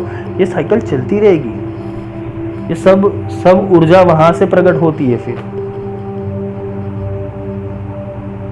इसलिए इसे उल्लासित बोला गया है, ये उल्लास देती है। ये आरती भी जैसे तुम करते हो वैसे आरती नहीं होती। तुम गोल गोल चक्कर घुमा के निकाल देते हो, गोल गोल चक्कर घुमा के निकाल देते हो आरती को। ये प्रक्रिया नहीं है आरती की। आरती की प्रक्रिया पूरी अलग है। ये तुम्हारे सप्त चक्रों का शुद्धिकरण का प्रोसेस है पूरा, जिससे सहस्त्रार से लेके मूलाधार और मूलाधार से लेके सहस्त्रार तक जितने भी चक्र है उसको प्योरीफाई करने की प्रक्रिया है आरती। और तुम्हारी ओरा क्लिनजिंग की प्रक्रिया है आरती। देवताओं की तुम ओरा क्लिनजिंग करते हो, अरे देवताओं को कोई ज़रूरत नहीं है, वो भगवान को कोई ज़रूरत नहीं, तू खुद की आरती कर। और खुद की आरती तभी हो पाएगी जब ये पराप्रसाद मंत्र मिलेगा। सहजे ही धुन होते हैं हरदम गटके माही। अरे पूरा एक अलग सा संगीत बज रहा होगा, तुम उल्लासित मूड में आ जाओगे, एक आनंद की अवस्था में आ जाओगे। भगवान आरती से प्रसन्न होते, भगवान नहीं तू आरती से प्रसन्न होगा, किंतु तू आरती वो जान तो सही कि सही आरती है क्या। जयंती मंगला काली भद्रकाली कपालिनी, जय ओम माँ जगदम्बे। आरती हर बार रोज गाएगा आरती, जय ओम माँ जगदम्बे, जय ओम। उसको समझ तो सही कि उसमें लिखा क्या है, वो वल्लभ भट्ट ने क्या लिखा है वो समझ तो सही। बस सुबह शाम माता जी की आरती करेगा, कंकु का तिलक करेगा, माता जी बोलेगा इसके अंदर बुद्धि कब आएगी। शिव शक्ति नहीं आरती जे कोई गासे, हर कैलासे जासे, माँ अम्बा दुखर से। बस इतना अपने लिए इतना बहुत हो गया। फिर भी वो पराम्बा है, भगवती है। तुम इसको जिस स्वरूप में बचते हो, जिस स्वरूप से मानते हो, भगवती तुम्हें प्यार करती है, स्नेह करती है, इसलिए तुम्हारा कार्य अटकने नहीं देती। नहीं तो उसको भी होता है कि मेरा बेटा अगर सच में मेरा बेटा हो तो मुझे समझ में हो। पूना में कुंभ बढ़ियो सांबर जो करुणा, कहो कुंभ बढ़ियो। कौन से कुंभ की बात हो रही है यहाँ आरती में। ये तो खैर आगे के विषय है, समय समय पे लेता रहूँगा बीच बीच में, क्योंकि हूँ गुजराती तो कभी कभी गुजराती निकल जाती है मेरे मुख से। मैं जितने भी जिन लोगों ने स्तुतियाँ की है, जिन लोगों ने छंद गाया है, जिन लोगों ने बावनी लिखी है, जिन लोगों ने चालीसा लिखी, ऐसे नहीं लिखी, वो भाव में गए हैं, वो तत्वों को जाना है। पूरा ये आद्य शक्ति की जो आरती है गुजराती में, वो पूरी तत्ववाद आरती है। अगर उसको समझने जाए तो हनुमान चालीसा है वो पूरा तत्ववाद है। ये दत्त बावनी पूरी तत्ववाद में, उसको समझनी पड़ती। तो यहाँ जो भगवान शंकर आगे जो कहने चाहते हैं कि हे देवी पार्वती, इसको मंत्र जापक 2 माला अर्थात 216 बार जाप कर ले तो वो महान से महान पापों से मुक्त हो जाता है। वो नितान सत्य है, इसमें संदेह नहीं और कोई गुंजाइश नहीं है। उन महापातकों के समय सीमा भेद अभेद परिस्थितियों के संबंध में अपने विचार प्रकट कर रहे। वस्तुतः विश्व के योनियों की संख्या 84 लाख मानी जाती है। इनमें से किसी अंश में जन्म लेने से उस योनि के अनुकूल उत्पन्न धारणाओं के अनुसार जीव आचरण करता है। उसके आचरित कर्म उसके संस्कार को संस्कृत दुष्कृत और परिष्कृत करते हैं। उस योनि के उसके ऐसे संस्कार उसको असंख्य जन्मों में सुकृताकृत्य से प्रभावित होते हैं। इसी के साथ जीव अपने जीवन में वार्धक्य, यौवन, बाल्य, जागृत, स्वप्न और सुषुप्ति दशाओं में विभिन्न कर्म करते हैं। इन कर्मों में उनकी वाणी, उनके मन भी लिप्त रहते हैं। उसी क्रम से कभी जीव जानकारी में काम करता है और कभी अज्ञानवश कुकर्मों का संपादन भी हो जाता है। इसी क्रम में जीव ने कर्म कोश में महापातकों की राशि जमा होती है। इसकी जानकारी जीव को अगले जन्म में नहीं रह पाती। महापातकों के साथ उनकी पूछ बनकर उपपातक भी फलते फूलते हैं। यही भयंकर स्थिति जीव को जंजाल में डाल देती है। इसी में भगवत कृपा से जीव के भाग्य का पिटारा खुल जाता है और उसे श्री पराप्रसाद मंत्र की जानकारी हो जाती है और उसका परम कल्याण हो जाता है। तो भगवान शिव ने यहाँ कर्म का पथ और 84 लाख योनि में बुद्धि का अभाव होने के अज्ञानतावश जितने भी कर्म कुकर्म किए, तो उसके भी जो कर्म के दोष है वो दुगुना त्रिगुना करके वो मनुष्य जन्म में भुगतने होते। तुम सोचते हो यहाँ मनुष्य जन्म में हमें तो जन्म लिया, हमें अपने पिछले जन्म तो याद नहीं, फिर कर्म क्यों भुगतने पड़ते। एक कर्म की साइकिल है। मनुष्य जन्म में तुम सुधरे नहीं हो, तुमने संस्कार ग्रहण नहीं किए, ना ही ज्ञान ग्रहण किया, होगा क्या, पशु योनि में जाओगे। पशु योनि में बुद्धि बल नहीं होगा तो वही पशुता से कार्य करोगे। तुम्हारे पास कोई चॉइस नहीं है भुगतने के अलावा। तो ये कर्म भोगने की जो भी व्यवस्था की हुई है वो 84 लाख योनि में की। मनुष्य जन्म को सार्थक नहीं किया तो पशु योनि पड़ी ही है। Choice is yours. गाय बनो, भैंसा बनो, चिड़िया बनो, कोयल बनो, मोर बनो, हंस बनो, कछुआ बनो, सर्प बनो, क्या बनना है तुम्हारी चॉइस है। मनुष्य जन्म सुधारो साधो, धोखे ना ही बिगाड़ो। खुद को धोखा देना बंद कर दो, मनुष्य जन्म को सुधारो। भगवान शंकर कहते हैं अगर ये पराप्रसाद मंत्र अगर किसी को मिल जाते तो उसका परम कल्याण हो जाता है, वो सारे पापों से मुक्त हो जाता है। इसी जप संख्या के संदर्भ में भगवान कहते कि हे देवी पार्वती, जो जप करता है इस मंत्र की 3 माला अर्थात 324 बार प्रतिदिन जप करता है तो वो समस्त यज्ञों के फल को प्राप्त कर लेता है। इसके साथ ही महादान के फल से भी लाभान्वित हो जाता है। भगवान शंकर का वचन है कि व्यक्ति सुफल की कामना से व्रतों का आचरण करता है, तीर्थों की यात्रा करता है। इन कर्मों अर्थात व्रतों से और तीर्थाटन से जो फल प्राप्त होता है वे सारे फल इतनी संख्या में जप करने से मिल जाते हैं और वो जापक उन्हें प्राप्त करके नितांत सत्य कथन है। इसमें तर्क का कोई स्थान नहीं। तो भगवान शंकर कहते हैं कि नितांत सत्य है कि अगर ये 3 त्रिकाल संध्या में अगर ये जप हो गया 108 108 108 तो वो सारे तीर्थाटन के, सारे व्रतों के, सारे कर्मों के जो आचरण से जो फल मिलता है वो अनायासी सिद्ध हो जाएगा। तो भगवान शंकर आगे क्या कहते हैं उसके लिए हम कल जाएंगे। आज के लिए इतना ही। देखो ये पराप्रसाद मंत्र रहस्य है वो कल ख़त्म हो जाएगा। आगे सिद्ध कुंजिका में थोड़ा और डीप में जाएंगे, वहाँ मंत्र रहस्य लेंगे, बीज मंत्र रहस्य, मंत्र का आविष्कार कैसे होता है, मंत्र कैसे बनता है, कौन से बीज मंत्र से क्या होता है, उसका प्रयोजन लेंगे। सुनते रहना और समझते रहना। ये मैं सिर्फ तुम्हारे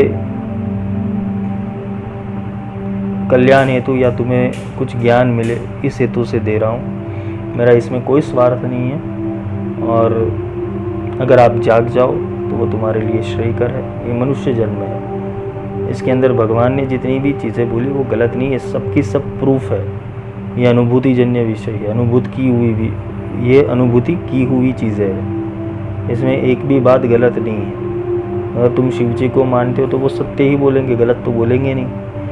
हाँ, पर कोई जो पाखंडी गुरु होते वो इसका गलत दुरुपयोग करके लोगों को भ्रमणाओं में डालते हैं। वो आविष्कार नहीं करते, वो अपना समय सिर्फ वो माया भुगतना चाहते हैं तो माया लोगों की लूटते हैं और अपना कार्य करते हैं। किंतु जो अगर सच्चा साधक हो जाए, अगर साधक में बुराई नहीं है तो गुरु में बुराई नहीं होगी, समझ लेना। तुम अच्छे साधक अगर बनना चाहते हो तो प्रयत्न करो, आगे बढ़ो, अपने आप को तैयार करो। ये जन्म आविष्कार करने हेतु मिला है, मनुष्य होने हेतु नहीं। ब्रह्म का आविष्कार करना है खुद के भीतर। तो आज के लिए इतना ही। शुभ रात्रि।